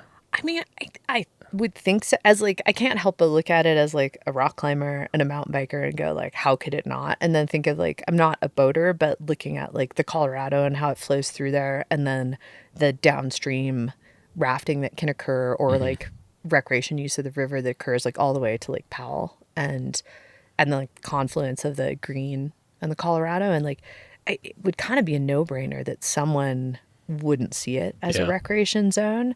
But it certainly like got the town site into being There's so many towns like that Yeah. that are recreational areas that were mining. mining. I mean, that's Yeah. just, or logging, or some sort of resource extraction from the earth. Yeah. Like so many recreational converted towns now. I just wonder that if those would have ever happened. It's just a kind of the irony of that too is interesting. The great irony that we're like enjoying the outdoors, but it's on the back of stripping resources from the earth. Totally. You know what I mean? Yeah. Like we're like, oh, we do bike packing, and it's so like we're in touch with nature or But- whatever. But it's like built on roads that were just to like dig stuff out of the ground and Yeah. refine it for And energy. I see it all just as like volume based. Although I get like you don't like the radioactive particulate where I live is not going away. Like we're living amongst that. Right, right. But we also don't need to make any more, or we can be very conscientious about how we mine. But I certainly don't ever want to take away from like those mountain bike trails would never have been built if the roads that punched up into the mountains didn't go in first. Right. Because those are the roads we're using to access the spots that we're building those mountain bike trails. Right. And that's kind of why I want to put a route together is like there's just hundreds and hundreds and hundreds of miles of connection in that area, like in and amongst like the canyons and mesas and buttes and valleys of sort of the Moab area. Yeah. Like you're just like in this connected land from people, not just mining uranium, but like we're a huge natural gas zone as well. So a lot of times like I'm following the pipeline that goes to my house, Right. or that goes to the station that then's going to feed like that part of the city that I'm in. Cause like lots of the houses are on, I'd say most of them are probably natural gas. But that's also like, you go up and ride around Gemini bridges, you're pedaling a 2-track past like a natural gas wellhead and then turning on to like some very classy single track. Like it's all just mixed in. Yeah. Do you think you would run it in the spring or the fall? Spring. Yeah. Need the water. Similar to Arizona. Yes. Yeah. Yeah. Springtime. Yeah. So it would kind of be like I know Grand Loop is sort of east, sort of in that area, but doesn't it go out of, what is the town? Starts and finishes in Nucla, where Tim is. Yeah. The Grand Loop does. Yeah. Yeah, okay. And Nucla is just east of Los Halls of Yeah. Moab. Yeah, it's like about a 90-minute drive from my place. And this would be to look at being able to go both east and west and north and south of like the Moab town site. And it's totally, in some ways, on the backs of a Utah mixed epic route that Tim Tate made before he took over or before he started Grand Looping. That I still build pieces of that route into other rides. And now I feel like I have enough local routes that like somewhere in the probably like 400 to 500 mile range route, because everything's just kind of vast there. Like you go anywhere and you're like, I already hit 400 miles. Could make kind of an amazing like loop in and around, or circuit in and around Moab, going out into the swell, possibly going up to Green River, potentially making it towards Grand Junction. Like there's a lot of different zones that you can explore. I think it would be like Pinyons. Yeah, I would love like a history. I enjoyed Escape LA. Nice. They had a lot of history like built into the ride with GPS. Yeah. Like we went through the old MASH site. Sick. Which was kind of like an old dude sort of bucket list item that I didn't think I would give a shit about, but I was like, this is kind of cool. And then we went by old like missile silos, and there was a lot of like history that was actually built into the ride with GPS that they put together, and that actually it would be cool to see more of that, and like in this area, just learning about all that, the uranium mining, and people have no idea. It's wild, man. Totally. That whole like the first time I drove through that, I was like, dude, I can't believe that they just did this. Everybody was like panicking. Basically, the U.S. government was like panicking and just like, we need to get uranium as fast as possible, and we're just going to sort of ignore everything else. Totally. Right. And then the, what is it? The Nuclear Energy Commission or whatever it's called. The main government body that manages all that stuff. I forget the name off the top of my head, but they came in and then started to do all the cleanup and everything. Totally. Yeah. And I've gone on the deep dive of like all the EPA reviews of that site, because we watch it like daily. They're like, oh, we're scraping up more waste, we're loading it in the trucks, we're taking it to the dirty tracks, and then we're taking it to Crescent Junction, and like it is a highly contaminated site. Like it is baffling that like there's hotels within like a few hundred feet of the site, and you're like, yeah, I don't know if that's like super good, but I think it's just zoned so like you couldn't live there, but you could be like nightly rental. Go get your small little dose. Get your little like microdosing. But it is also like an amazingly successful cleanup. Like it's gonna be complete, but will be contaminated forever. Like it's not like this is happening outside of like wind and monsoons, and that shit's just blowing around. Right. Well, that's why it now makes sense why your nervous system is made out of steel cables, because you were drinking that uranium water as a 17-year-old. I was like, this seems great. Just becoming a mutant. That'll be, someone will listen to this and they'll be like, that's what I should go do. Makes like, sense. Please do not drink the Colorado River water downstream of the UMTR project site. Oh my God. All right. So you took first place in Pinyons last year too. Yeah. Yeah, it's interesting because I was texting with Nicolette right before she headed off for the Highland Trail. We were sort of like sending each other love, and she's like, you have to go defend your title. And this is like right before my knee started hurting. Yeah. So, I love Pinyons. Like that, and that's not like sucking up to you and Dana. I remember saying to a friend after the long version, like the one that no one finished and there was monsoons and like myself and a few of us finished. saying to a friend that like coming down to Flag to do Pinyons and Pines was like walking into a big warm hug of human beings, because that's how the race has always felt to me. And part of it is like someone's always there when you finish, even if it's stupid late o'clock at night. Like there's always a pre-race gathering. There's this feeling of community in this otherwise like solitary sport. And that's really special. And you two have created that. So I Yeah. literally like make my calendar work around Pinyons. Yeah. Like 2027 was getting booked, like snow industry stuff a few days ago. And I was like, I can't do these days. And it's just 100% like the Pinyons weekend. Yeah. So I think you were seeing more and more races that are doing that sort of community thing, though. You know, Yeah. there's sort of a divide in it. There is this, old school mentality that still exists in bikepack racing, and I feel somewhat like I have a responsibility to keep it stewarding along. Like, okay, so like the John Schillings, the Tim Tates, the Dana Ernsts, the Hefes, Yeah. these like hardcore people Yeah. that make things harder, not easier, right? They always go, if they have to go one direction, it's make it harder, right? Like, Yeah. like have you heard, what are your thoughts on, if you've heard about Tim Tate, he's about the Grand Loop. Have you heard about what's going on this year with that? He's coin tossing. Yeah, so he's coin tossing the night before to determine the direction that it's going to go. Totally. What are your thoughts on that? Are you for or against that? I mean, the part of me that wants to go ride it as a heat acclimation route prior to Tour Divide, like not race pace it, but just be out there. Mm-hmm. That part of me is like, motherfucker, because it's so hard to plan. And then the other part of me is like, honestly, it's kind of the same food carry either way. Like, you can just press reverse route on your course if you want. Right. Like that's one button, or you can have them both loaded. And in the same way that like Pinyons does this, I like that it creates a limitation on folks who might like over prep, like who have the luxury of the time to just like know every last nuance. Like Yeah. it kind of levels the playing field a little bit more. Definitely Like, does. Like go out and problem solve is what it feels like. For sure. For sure it does that. But then the part of me that wants to plan and doesn't set up for those 2-day ones the same, because they're quite different. Like going basically down the Kokopelli like late night the first day versus like getting up onto the Dallas Divide and getting repeatedly punched in the face in some of those like sections. Those are very different ways to start a race.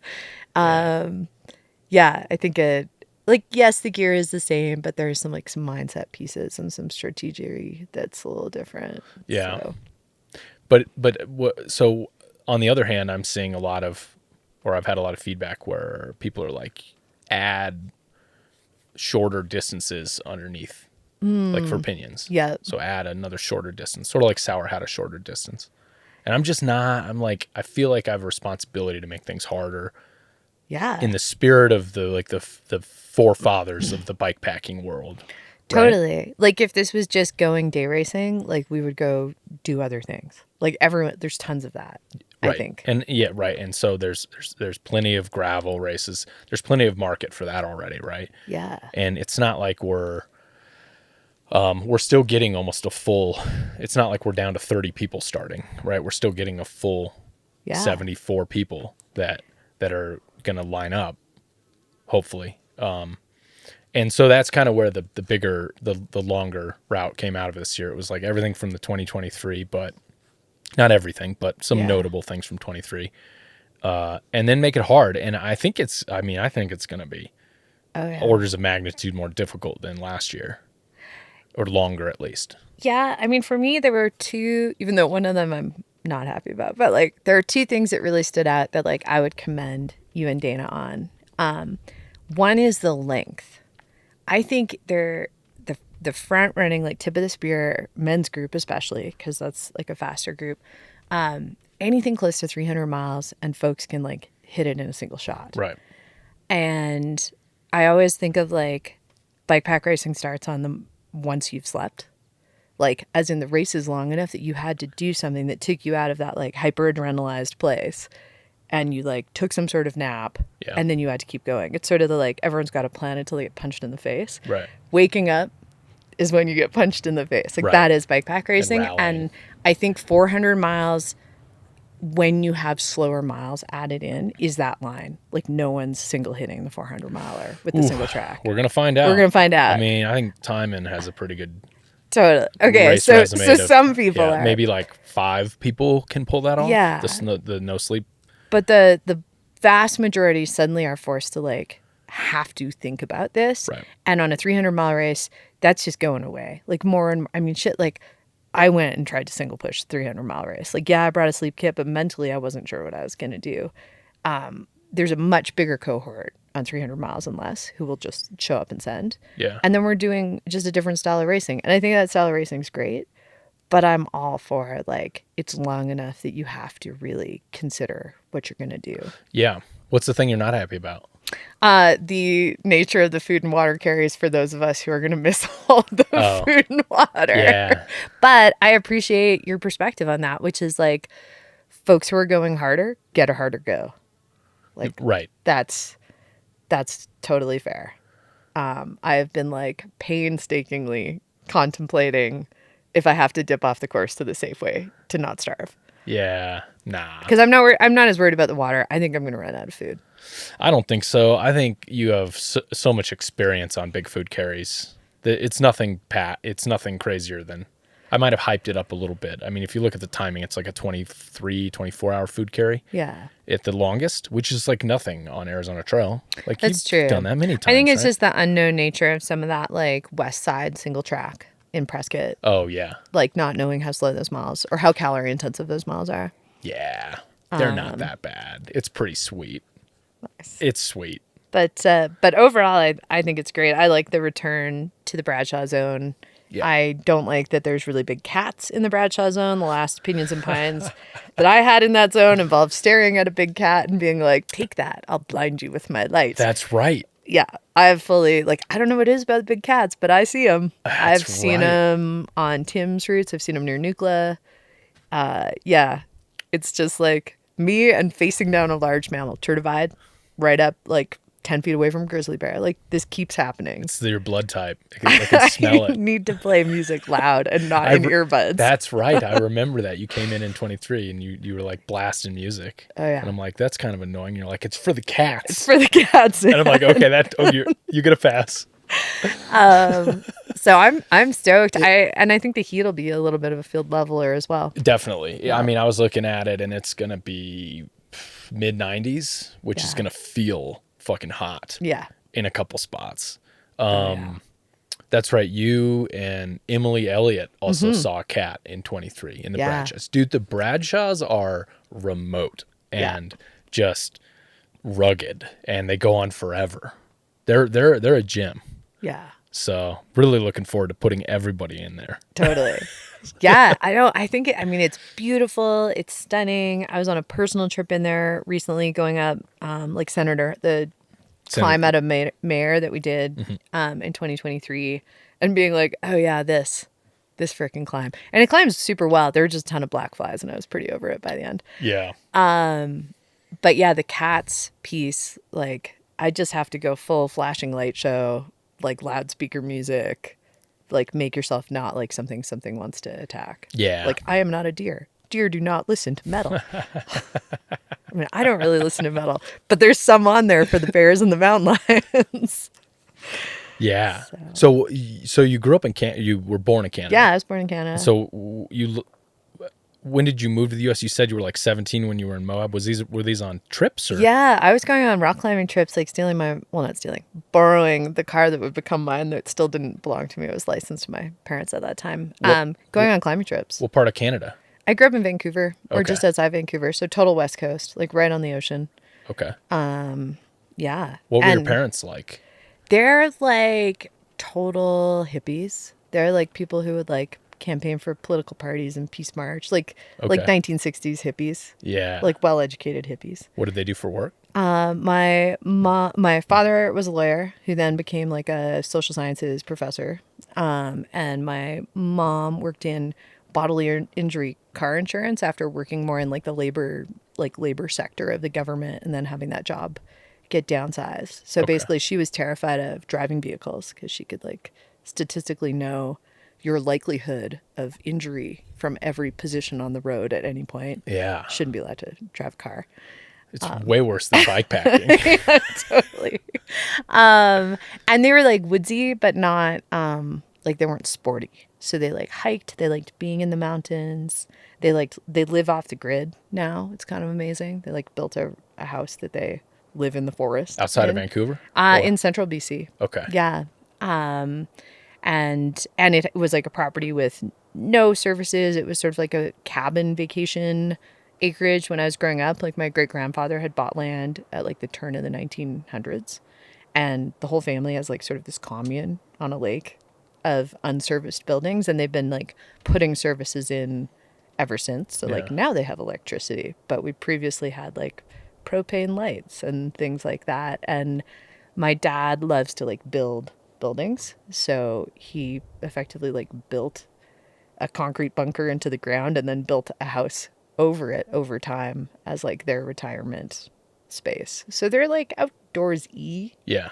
But all of this was like my own choosing. Like even as a kid, because it was quite flat where I grew up, I didn't quite get into like the trail riding until I was like a later teen and going to Vancouver's North Shore more. But like I had a cheap bike and they were building like dirt jump parks everywhere where I grew up. And I was like, I'm going to go huck this bike off these dirt mounds. This is going to be the neatest thing ever. Yeah.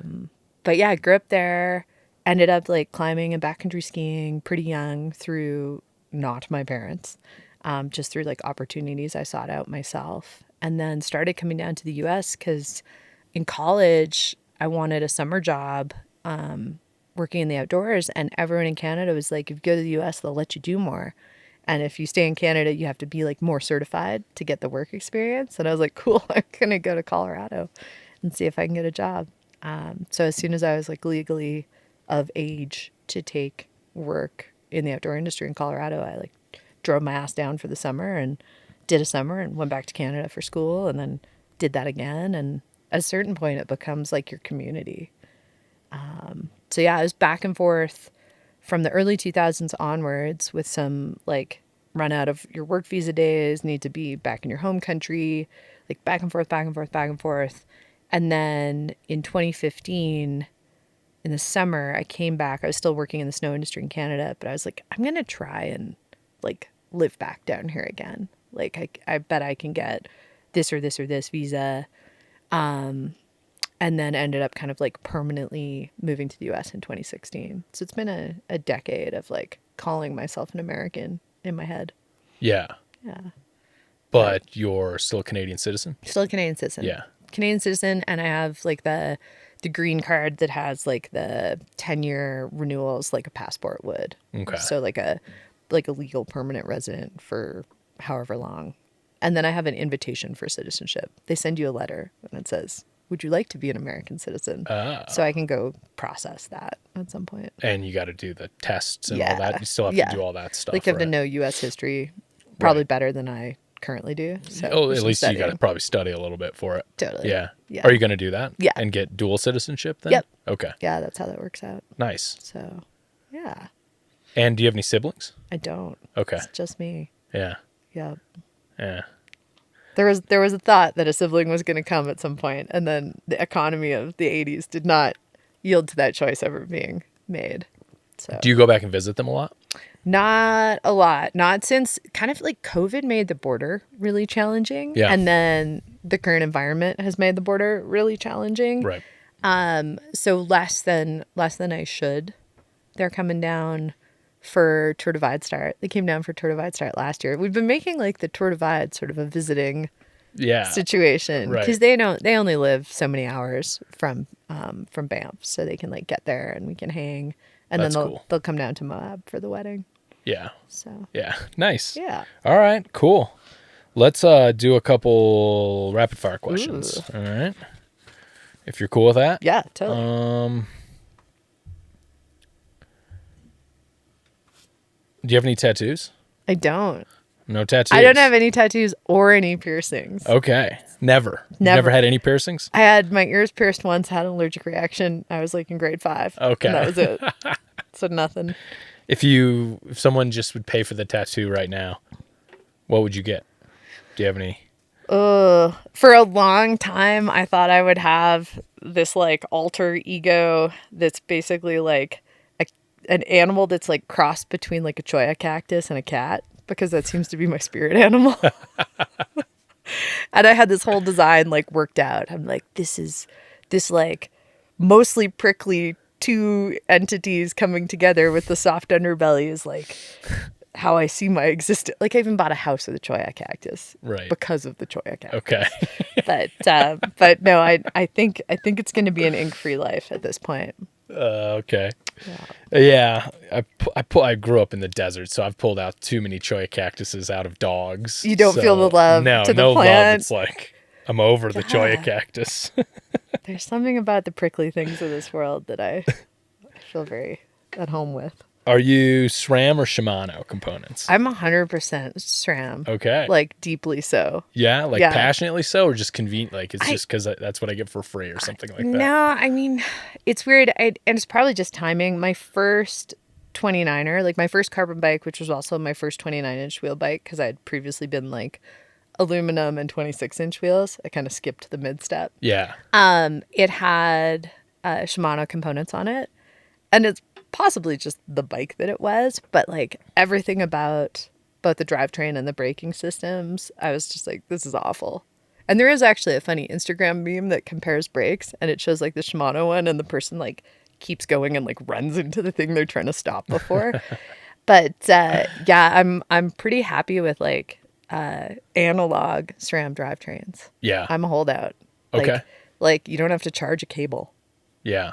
versus like an axis shifting platform. I'm sure I'll have to like jump on board at some point, but Yeah. I've got boxes of like, I have doomsday prepped for the death of analog SRAM drivetrains. And I just buy them on eBay and like stockpile them in my spare room. So that's like an analog XX1 drivetrain. Okay. And Yeah. that's all last year. It was all.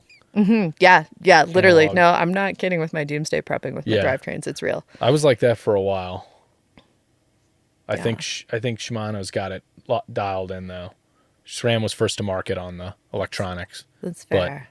but they got the engineering dialed in. And maybe I'll change at some point. And it's a little bit OG in terms of gearing. Like it's not the 52 tooth cassette. It's like the 10x50, which are Okay. getting harder to find. Right. So yeah, I'm kind of a loyalist to like oval chainring, 10x50 in the back, XX1 cable. It's also like, I think one of the lighter, like if you're not a single speeder, I think that's about as light as you can get.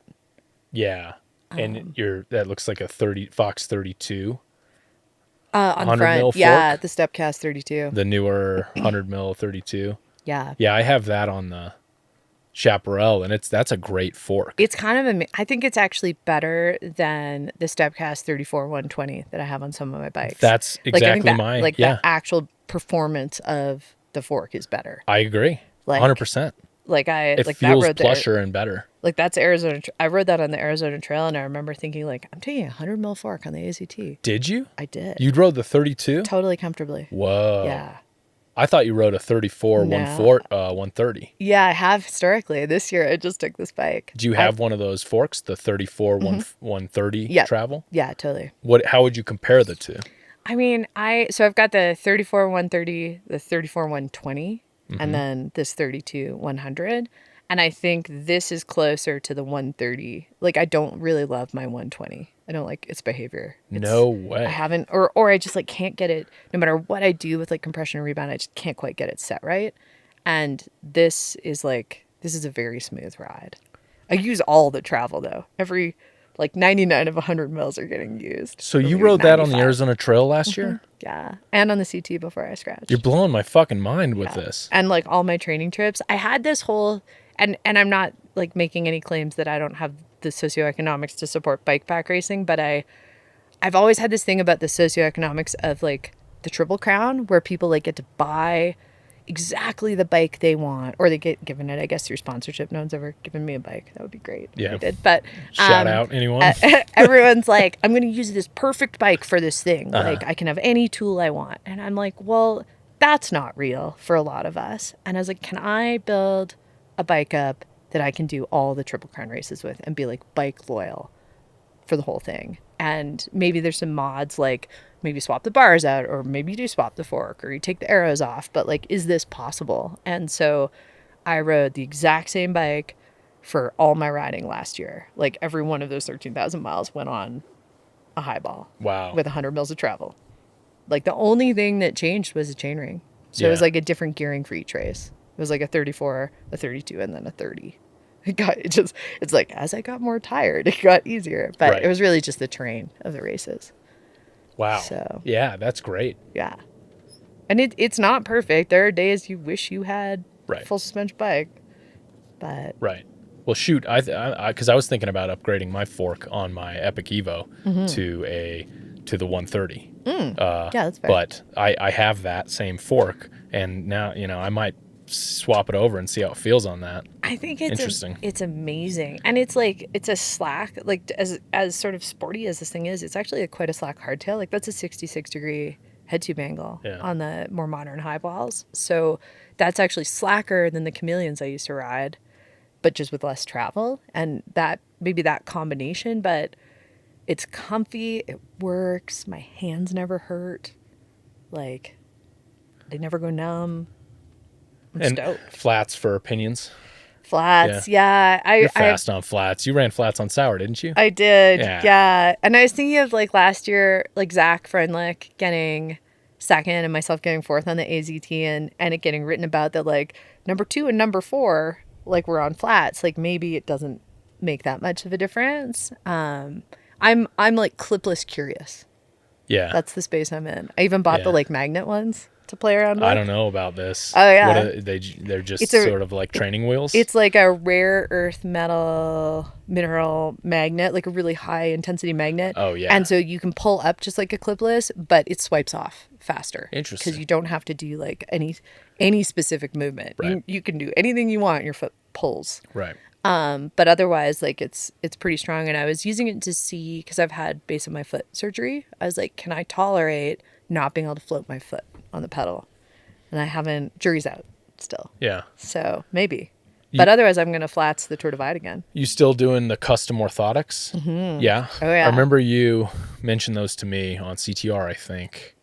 Yeah. Yeah, that's still highly recommended? Totally. Okay. Yeah. Get a LiDAR scan of your foot. Have someone make a carbon orthotic that perfectly matches your foot. And like, it's life changing. There are these companies that'll send you like the kits, and you put your foot in and do a mold. Is I don't think it's as good. I mean, I go to like a foot surgical center to Okay. have it done because I was like a candidate for foot surgery, and they just like totally do it as like imaging, like they're getting a full scanned image to like get a build out. Mm-hmm. And for mine, because I had surgery, it's also been like looked at. They're like, it's the same person who's like looking at my MRIs for like different issues that could have led to foot surgery. And certainly, like, the proof is in the pudding. Like, I have these in my ski boots. I have them in my bike shoes. I have them when I walk anywhere. And I'm living pain-free and probably shouldn't be. So if you think of something like the Tour Divide, I think you should have, like, your feet supported. Yeah. Because people talk constantly about contact point Right. pain. And I don't know. I mean, my hands don't hurt. My feet don't hurt. Other than, like, if it's 100 degrees and your shoes are black. Yeah. Then my feet hurt. Right. Is that you might have gotten that covered under insurance then? I didn't. Okay. I don't have health insurance. Oh, okay. Maybe I shouldn't say that It's on not that podcast. Canadian health insurance, right? I mean, you got to miss that about Canada, right? Totally, like being able to go in and get something dealt with. Is the rumor true that we hear down here in the United States that like it is free, but it's not as good of doctors, and it takes forever to get coverage or to get any kind of surgeries? I mean, I definitely found that if you're sick, like quite sick, that the Canadian system worked really well. And if you have like functional orthopedic injuries, that you're super backlogged. And I have had a lot of those, like things that you would still stay alive, but your quality of life would be decreased. And it seems like there's a lot more access to like immediate like specialists in the US, but you are going to pay for it, but they're going to like get you back doing the thing you want to do. And I found that type of care in Canada, I was still paying for out of pocket anyway. So Do you ever go back to get? you can't use it that way. You'd have to move back. It's like a geographic There's relocation. Yeah. Can't game it that way. No, sadly Yeah. no. All right. Have you ever hit the SOS button on your I tracker? haven't. No? We're actually a little anti SOS button in the guiding industry, or at Okay. least like myself and quite a few colleagues, because if something's really going on, you need like targeted help. Like if I'm working and there's an avalanche and I hit the SOS button, all the call center and response knows is something happened. It could have been like someone got a splinter, it could have been set off in someone's backpack. And yes, you're going to get some sort of full package response, but those folks already knowing what they're coming into, like my guess is you're getting more specialized gear. Like if I send out a text to someone who can relay that to emergency response and be like, I am staring at my femur sticking out of my leg, like that's useful to emergency response. So I'm pretty like anti SOS button. Like I'd have to be like losing consciousness or something. Right. However, the newer devices do offer the two-way communication. Yeah, So totally. in that sense, it makes a little more sense because you can actually communicate exactly what's happening. Yeah, and, While like, you're giving the beacon. yeah, just like text that stuff out. Like Right. I would say if anything, lose this idea of like you're talking directly to the 911 service, and it's like no, you're talking to someone who's going to talk to them, and like that's your relay person. Like Right. that's your emergency comms person, or you have like several. Right. And the newer inReaches have way better battery. Like if Yeah. you want to talk charging, like the thing I don't have to charge racing are those new inReach messenger little square bricks. Okay. Those things last forever. Really? I used to like turn my track on and off to save battery, and now I just throw my bike down and sleep under it. Don't even think about it. Right. And just like auto pauses, and I'll probably get done Pinyons with like 80% left on my inReach, and I'll probably send a bunch of texts and like say hello to my loved ones and all the things. And that's a built-in battery, built-in rechargeable battery, not a replaceable yeah, battery. built-in right? It's a rechargeable. built-in Yeah. lithium. So Yeah. not like the spots. Dude, we're almost to the threshold of like not having to worry about charging.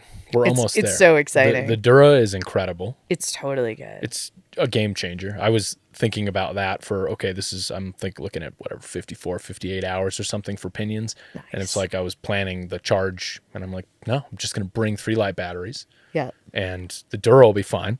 Yeah. The Spot will be fine. I don't have to worry about anything. It's really just the lighting. The lighting is the connection. Yeah. Like, I But think. lighting for me, I can do one large Phoenix battery, the 21700 Yeah. per night. No way. Yeah. Are you running it super low? I run it on like Econo or Yeah. the next level up, especially on gravel stuff where I'm just doing gravel, slow slog climbs. Yeah. Like I just pop it down. I've had it like on SAUER. I didn't even use the whole first battery. No shit. Yeah. But my eyes are still pretty good I was gonna So say. I haven't quite hit that. A couple more years and I might be singing a different tune. But yeah, so I do one a night. But so you're doing what, like a couple a night? Or- If I'm going all night, I'm gonna go through a couple. I'd love to not. I've been having some issues with the Phoenix batteries where I don't know if they're even getting like full charges, and they're not super old. I think there's maybe some like quality control. Okay. So yeah, I'm like in the market for light solutions right now. Yeah. But yeah, I always like if I want to go through the night and on Pinyons, like I want to be set up for that. I just live with the extra battery weight. I Yeah. think that's like a trade off because that'll stop me dead if there's no lighting. Like you're like, sure. and now I'm sleeping. Right. Do you have a backup at all? Do you carry like a backup light? I usually have. Well, I've just recently started to bring like kind of a not even very good like or what I would call like cheap, shitty version of a black diamond headlamp that takes 3 AAAs because I've realized I can do most of my like single track climbs just with that, and I can shut down the heavier Oh. batteries. Yeah. So I'm experimenting with this a little bit. So I'll have that on this. And your plan is to go through or deep into ride most of the first night? Yeah. So that should get past Crown King sort of like late in the Bradshaws? I think so. Yeah. I mean, I'm going to feel out how cooked we get and hopefully not run out of water carrying through because that Gatorade pond should not be drank from. Did you drink I from did. that on No, your... I went and checked it out. I feel like someone should go sample that. I think that could be like blue-green algae. Okay, well, you all are going to know about this after. Don't drink from the Gatorade tank. It's been recently investigated. That should've We made me hope sick. you didn't drink from the Gatorade tank. But I do think that carry is not awful. Yeah. Like that, those miles flow pretty well. Was the Agua Fria running further down? Oh, it Yeah, was. it was. I checked it. I checked it lower at Black Canyon, and it said it was running like a foot and a half yesterday. So Oh, no shit. there's, Oh, we might but have that's Agua much Fria. lower. So I'm not Yeah. sure in that spot, but there might be cleaner water there. But so I might carry from the Gatorade tank and then dump it out and fill it up with Agua Fria. I'm going like dehydration over that Gatorade Really? tank. I'm like single-mindedly focused on the fountain, Okay. like Did you in use the park. the water? Oh, the park fountain. Yeah, I went and checked the park. Yeah. Okay. I did a little bit of recon. Good. Yeah. Well, good. Yeah. Good for you. Okay. Next one. If you could pick one tire to ride for the rest of your life, which tire would it be? Oh wow! So this just recently changed. Oh, good. Hopefully the tire companies are listening. I would have said forever that I could spend the rest of my life on like a Exo Plus casing Maxxis Recon. Like I've been such a loyalist, even though they only last like 800 miles. And because of True Dividing, I've been all over like Vittoria Mezcals lately, like and all their sizes. Like I threw a set of 2.4s on to just be like, could this be a mountain bike tire? And like, man, the tread is so shallow. And I gotta say, like, Vittoria Mezcals are winning. Nice. Like they wear nice. I do not think they're any less grippy than the Recons. And this is from like these bikes and these tire setups for me are going and riding like Mag 7 and Portal. They're going and riding the whole enchilada. Like I'm not swapping to like a different tire or a different bike for a lot of that riding. I'm like the idiot riding her bike packing rig all over technical terrain that needs traction. Yeah. And in like the loose and like on the gravel. And I am currently, so I have two versions. I did get a new highball frame this year. So I have last year's version and this year's version. And one of the highballs has 2.25 mezcals on it and the other one has 2.4s. And they have the same wheels. So they kind of like balloon and sort of fit a little differently. Yeah. And those 2.4 mezcals are kind of blowing my mind. Really? Because they're fast, but they're also like, I could ride things with them. And when I first put the 2.25s on last year, I was like, there's no way I'm like trail riding with these. I'm gonna crash. Like I'm gonna hurt myself. Yeah. Because you can't like really lean the bike over at all. And I think with the way that slightly wider tire fits the rim that I have, Flattens out. yeah. Yeah. If I didn't have to pick a size, and I could just say Victoria Mezcals with the new trail casing, not like the old shit that you can get for cheaper, like the ones that cost a lot of money on their website and are their version of like an Exo Plus casing. I went down the entire divide without a single puncture, a single sidewall tear, a single flat. I don't even know if I put air in my tires for 18 days. Same thing, AZT.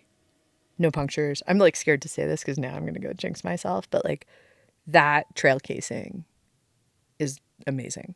And so is a Maxxis Recon Exo Plus casing, but it's a slower tire and it wears really fast. And if you ride tons and tons of miles, it's kind of expensive to just keep buying tires. Yeah. And it's heavier. Yeah. I mean, the Mezcals, I don't know about the 2.4, but I know they rival like the Race Kings. Totally. That's sort of like the class they're in, not really in that recon class. Yeah. But that's interesting. Yeah. I'll have to check those out. So I showed up with the 2.25s for this because I was like, Yeah. I don't think it's sandy enough to need the slightly wider tire. No. And if they perform in single track, you're good. Yeah. Chamois or no chamois? No chamois. No chamois. Okay. I try sometimes. I'm like, maybe I just have the wrong opinion and I should go back and try. And I'll like go for a ride and I'll be like, nope, I am a chamois-less rider. Agreed. Like 100%. I have the same thing. I looked at it in my drawer and I was like, nah. I carried one the entire Tour Divide. Really? In my like on my rack. Like just never used it. Stared at it? Yeah. Use it as a I pillow think I used it at as a night? pillow at one point. Or like a hip pad. Oh, it was definitely, I was in like an outhouse sleeping, like Tour Divide hotel, so to speak. And I was like, oh, even with the good like sleeping rest pad, this is kind of painful. And I like shoved it under my hip. I think it was the only time it ever came out. That's funny. Also would have mailed that home. Right. So. And what's the worst water source you've ever drank from? Yeah. God, there's a few. Last year on a training trip, Max and I went up into the Abajos and we were kind of like doing this loop out towards the San Rafael Swell. And it's super dry in the Abajos. This is actually like another water crux zone. I may have to like run my Moab route or one of my years of Moab routes through there. And we find this this cattle tank, but it's been like taken over by like ducks. So it's like a sludge duck pond, and there's dead things in it, and it's got this like gray sheen. And I'm sitting there going like, bird flu, like avian based diseases, like birds are dirtier than mammals. Like I'll drink Yeah. cow shit any day. Like there can be a turd in the water and I'm just gonna filter that and call it good. But this was like a oily sludge. And I'm just like, how am I gonna get a disease? And I like filtered it, and I don't use like tablets. I'm pretty like pro filter, but I usually have a couple. And so I like never want to screw up my clean filter because like they do clog. But I'm like, nope, screw it. Like I'm going to screw it up. So I like filter it through the one into another bag to filter it through the other one. And it still came out gray. And I was like, it's going to be okay. You're going to live. And that's where you're always on that fence of like, maybe I scoop a bunch, don't filter it and just carry it so I can throw it out when I find like a mud puddle. Yeah, right. But it's just like a long stretch of no water. I mean, it's somewhere between that and having to drink out a muddy creek where there's this like uranium mine right next to you, and the water is also like silvery gray, and you're like, is this gonna kill me? Yeah. Am I gonna get like poisoning from this? No, it's like when you acclimate to snake venom on the uranium mine, you're good. You're like, You've it's slow totally dose. You're good on that. Don't worry. But yeah. Why are you against the chemical treatment? Mostly because I want to take like the chunks out. So there's like a lot of like not growing up in Colorado, but like spending most of the last 20 years mostly in Colorado because I'm a recent Utah transplant. We have tons of heavy metal contamination in the water from like mine drainage, and those Katahdin filters, like I don't know how much you've ever read about them. They take out like heavy metals, like because heavy metals are like chunks. They get caught in filters. Yeah. They like suck at taking out like various diseases you might get in other countries, or like really like fine bacteria and viruses. Like that's what you need other filters for. Yeah. But the like fibrous squeeze filters all pull the chunks out. That's how I think of heavy metals, just like pulling the chunks out. Right. And so they're cleaning up a lot of what I don't want to put in my body versus like the chemical treatments just preventing like bacteria, like Giardia. Viruses and bacteria. Yeah. So I've been pretty like willing to risk, like if the filter is imperfect, maybe some bacteria gets through, but at least I got all the other shit out. Like I got like the arsenic out, hopefully. Right. Yeah. Yeah, because those are like, they're like straws. If you think of them, they're like a straw with a bunch of micro little pore holes in them, and the water flows through it and comes out the holes, and then all the Stuff debris, gets stuck. yeah, gets stuck as Totally. it goes through. That's why if they freeze, they're a problem because it opens those holes up, Totally. and you can't tell. I know. I just had a trip where I like slept with my filter heads in my pockets. Yes. Because it was like a winter trip, but I was filtering surface water because we had some exposed water. And I was like, I've totally become that person. I'm like completely neurotic about the cleanness of my water. Yeah, no, well, yeah, it's acceptable. That's an acceptable neurosis. And the last one here, your best or worst resupply experience Oh, man. comes to mind. I mean, I think you were at one of them. So that the Colorado trail race, like the first one that Nicolette ever did, where she took first and I took second, and in my head I was like, could I like stay up front and win this thing? So I think I had a lot of like social emotional pressure riding on it.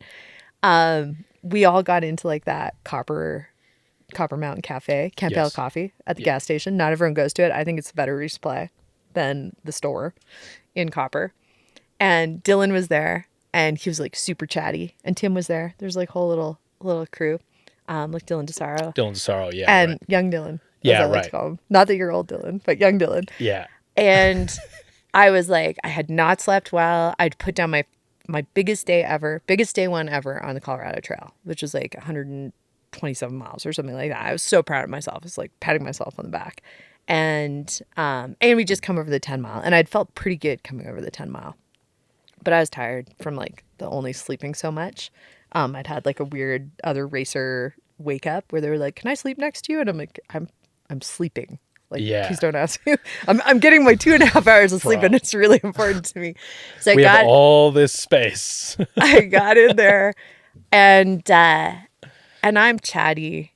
Dylan's chatty. We know each other, and Dylan was fucking amped up. he was so He was like amped. drinking, what are those drinks? Those, oh shit. Primes or something. He was drinking something like that. Yeah, and he's like, it was like the effort was like barely touching him. I'm like, oh, it must be nice to be like 25. I thought he was a guy touring. Yeah. He was just so chill. Yeah. And like you had kind of separated yourself and Tim had kind of separated himself. Yeah. And I needed to do that intellectually to like make food decisions. And I didn't. And then I kind of just ended up being like, and I love, like, I care about Dylan. He's a lovely human. But I was like, I need to get away from this fucking kid. Yeah. And so I just like got a bunch of food. I got way too much because I was pretty hungry. And I started paddling up, why am I gapping? Like SAUER Pass. Oh yeah. And I was like, and I rode that a ton when I lived in Summit. So it's like home court advantage. And I was like, why does my bike feel like a refrigerator? And I was just like, I can't throw the food out. And I'm like stuffed and I'm in pain now. And I'm going up high on this pass. And I was just like kind of pissed. And then like Dylan was kind of like pacing with me. And I'm like, you got to leave me. Like, just let me suffer. Just like leave me alone. Yeah. And it was just this full, like, could not get my head around any important part of like resupplying there. Like I was just like totally useless. And it sorted itself out. And I don't think it like really cost me that much. But I just remember feeling that huge low of like, I was so on point the day before, like where everything is measured and you're like aware of like, eat at this time and like do this thing and take care of yourself. And I just kind of like melted into uselessness. Yeah. And it did like give me pause on like, okay, I should go into my own little bubble when I resupply. Like I should unapologetically like put my head down and take it seriously. And that just was not working out. Yeah. I find myself sometimes being that other guy where I'm like, want to talk to people at Resupply and I have to like recognize that I'm being annoying as fuck. And yeah. Like I'm not doing anybody any favor, but it's like sometimes you haven't seen anybody in so long that you're like that, not in that case, but like in some cases you're like, there's like, I just want a little bit of camaraderie for a second. Yeah. Yeah. In that moment, I remember like just trying to find plugs there. Totally. Was sort of, the plug was like, the outlet was like way up in the air. So it was hard to find. There's just the little things, Yeah.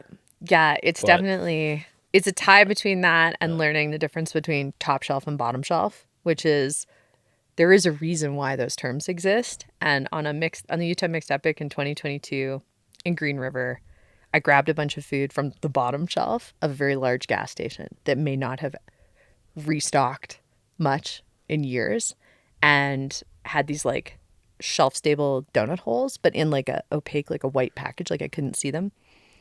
And didn't think anything of that because like shelf stable food, like whatever. And we were doing such long water carries that like every calorie I brought for each segment, because we're riding like 100 plus, like probably like 100 plus miles of this like goofy route in blocks, which doesn't seem like a lot to me now, but the nature of the terrain, like they were slower miles, and was often carrying like, I think I carried like 10 or 12 liters of water on one of those segments. And so there's this point where I'm like just trying to get to the end, and it was like a 640-mile race.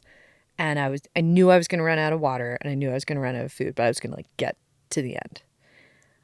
And I'm like maybe 60 miles from the end and it's getting dark. I'm going to come in the middle of the night and I like eat like a few of these like donut holes. And I'm like, man, these like taste interesting. I'm like, oh, they must have some like, maybe they put some spice mix in or something.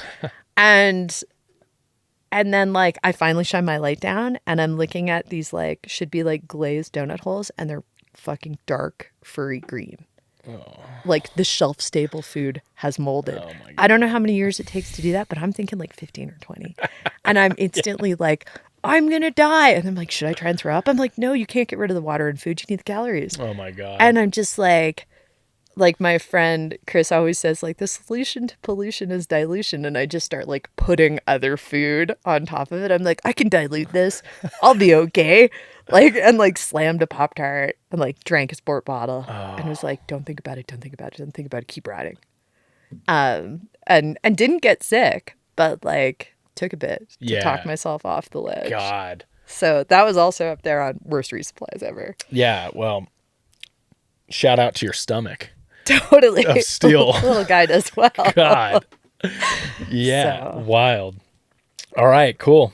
Well, let's wrap this up. So a couple of So let's do some shout outs to your sponsors. So of course the Old Man Mountain team and Old Man Mountain Racks. Yep.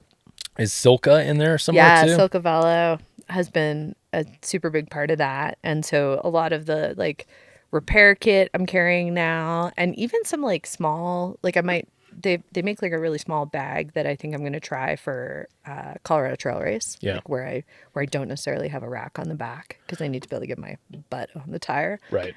Yeah, there's been a lot of items and they've just been like really forthcoming with how can we help support the process. Yeah, I've been using their chain waxing system for a couple years. Yeah. Yeah, it's fantastic. I don't it only lasts like 200 miles on one wax. But it's like smooth. On the first 200 miles. Yeah. Yeah, that's the only limit. They have an endurance chip that I tried, which is supposed to extend that, but basically like training and through the rest of the year, it's fantastic having, not having grease everywhere. Yeah. And the wax system is just so much cleaner. They also make a really clean, I don't want to call it petroleum because that would do a disservice, but like a non-wax lubricant that I've been using so I can have something that's like wet dry. Yeah. Right. And it doesn't like gunk the way a lot of those will like start picking up the nature. Really? Yeah, I've been playing around with it in Moab where we go through everything from like gravel to sand to mud to like you're kind of in a lot of ecosystems with the LaSalle's, and the chain stays like looking really, really clean. Interesting. I'll have to get some of that. Yeah. Yeah, because the wax, the super secret wax, it's supposed to sit for like 4 hours after you use it before you ride on it. So it's really not sometimes conducive when you're only sleeping a couple hours. So, but I'll have to check out that other stuff. Because I was like, there's no way I'm going to be like mid-tour divide being like, I wish I could wax my chain and I can't. Right. So I was like, I got to try their other products. And yeah, their other stuff's it's like synergistic, I think it's called. Oh, yeah. Cool. It's pretty good. Shout out Silka. Noble wheels? Noble, yeah. Noble is still... They've been with you for a long time? They have, yeah. And really, really amazing with like not just product, but also like they'll make something and they'll be like, I think this is what you're looking for. Like they were with me through me breaking parts of their wheels, and now we're on a pretty good program. Yeah. Of like, this is the lightest thing I can load the shit out of and not destroy. Right. And put the mileage on it. Yeah. I mean, you're testing the top end of what things are made to handle. Totally. Basically. Yeah. Yeah. And we have to remember that. It's a fresh wheel set for this year. I can say there is a limit, not actually on the hoops, but I destroyed a 9.9 hub, and then they were really forthcoming with just relacing the whole wheel for me. Yeah. So rad. Who else? Let's see. Dispersed. You got a few dispersed bags on there? Yeah, and Katie and Andrew just made the most amazing setup of bags. They like made what I would call like the super, super top tube bag off of dimensions I gave them, and it's the absolute maximum amount of space without me striking it with my legs. And I think I'm almost getting to a place where like just the two bags can start to do some things. Like they've gained more space than a person my height should be able to get. Right. Yeah. And for folks just listening, I'm looking at the top tube bag right now, and it's sort of like tapered. It's high on both ends. Yeah. Sort of where it comes up to the back of the seat post, and then it dips down and comes back up. Yeah. So it looks like you've gained a lot of space there. Yeah, it's basically like my standover point is low, and everything else we've brought up. And like I've never, as a female, been able to take like a Starbucks double shot can and sit it in a top tube bag vertical. Really? And still have space above it. Whoa. And I can do that now. Like I could have a little coffee bar in there. Nice. Not that I want to have a ton of heavy stuff, but it's pretty cool. Nice. Yeah. All right. Yeah. Anyone else? We're good? Yeah. Okay. Karin, thank you.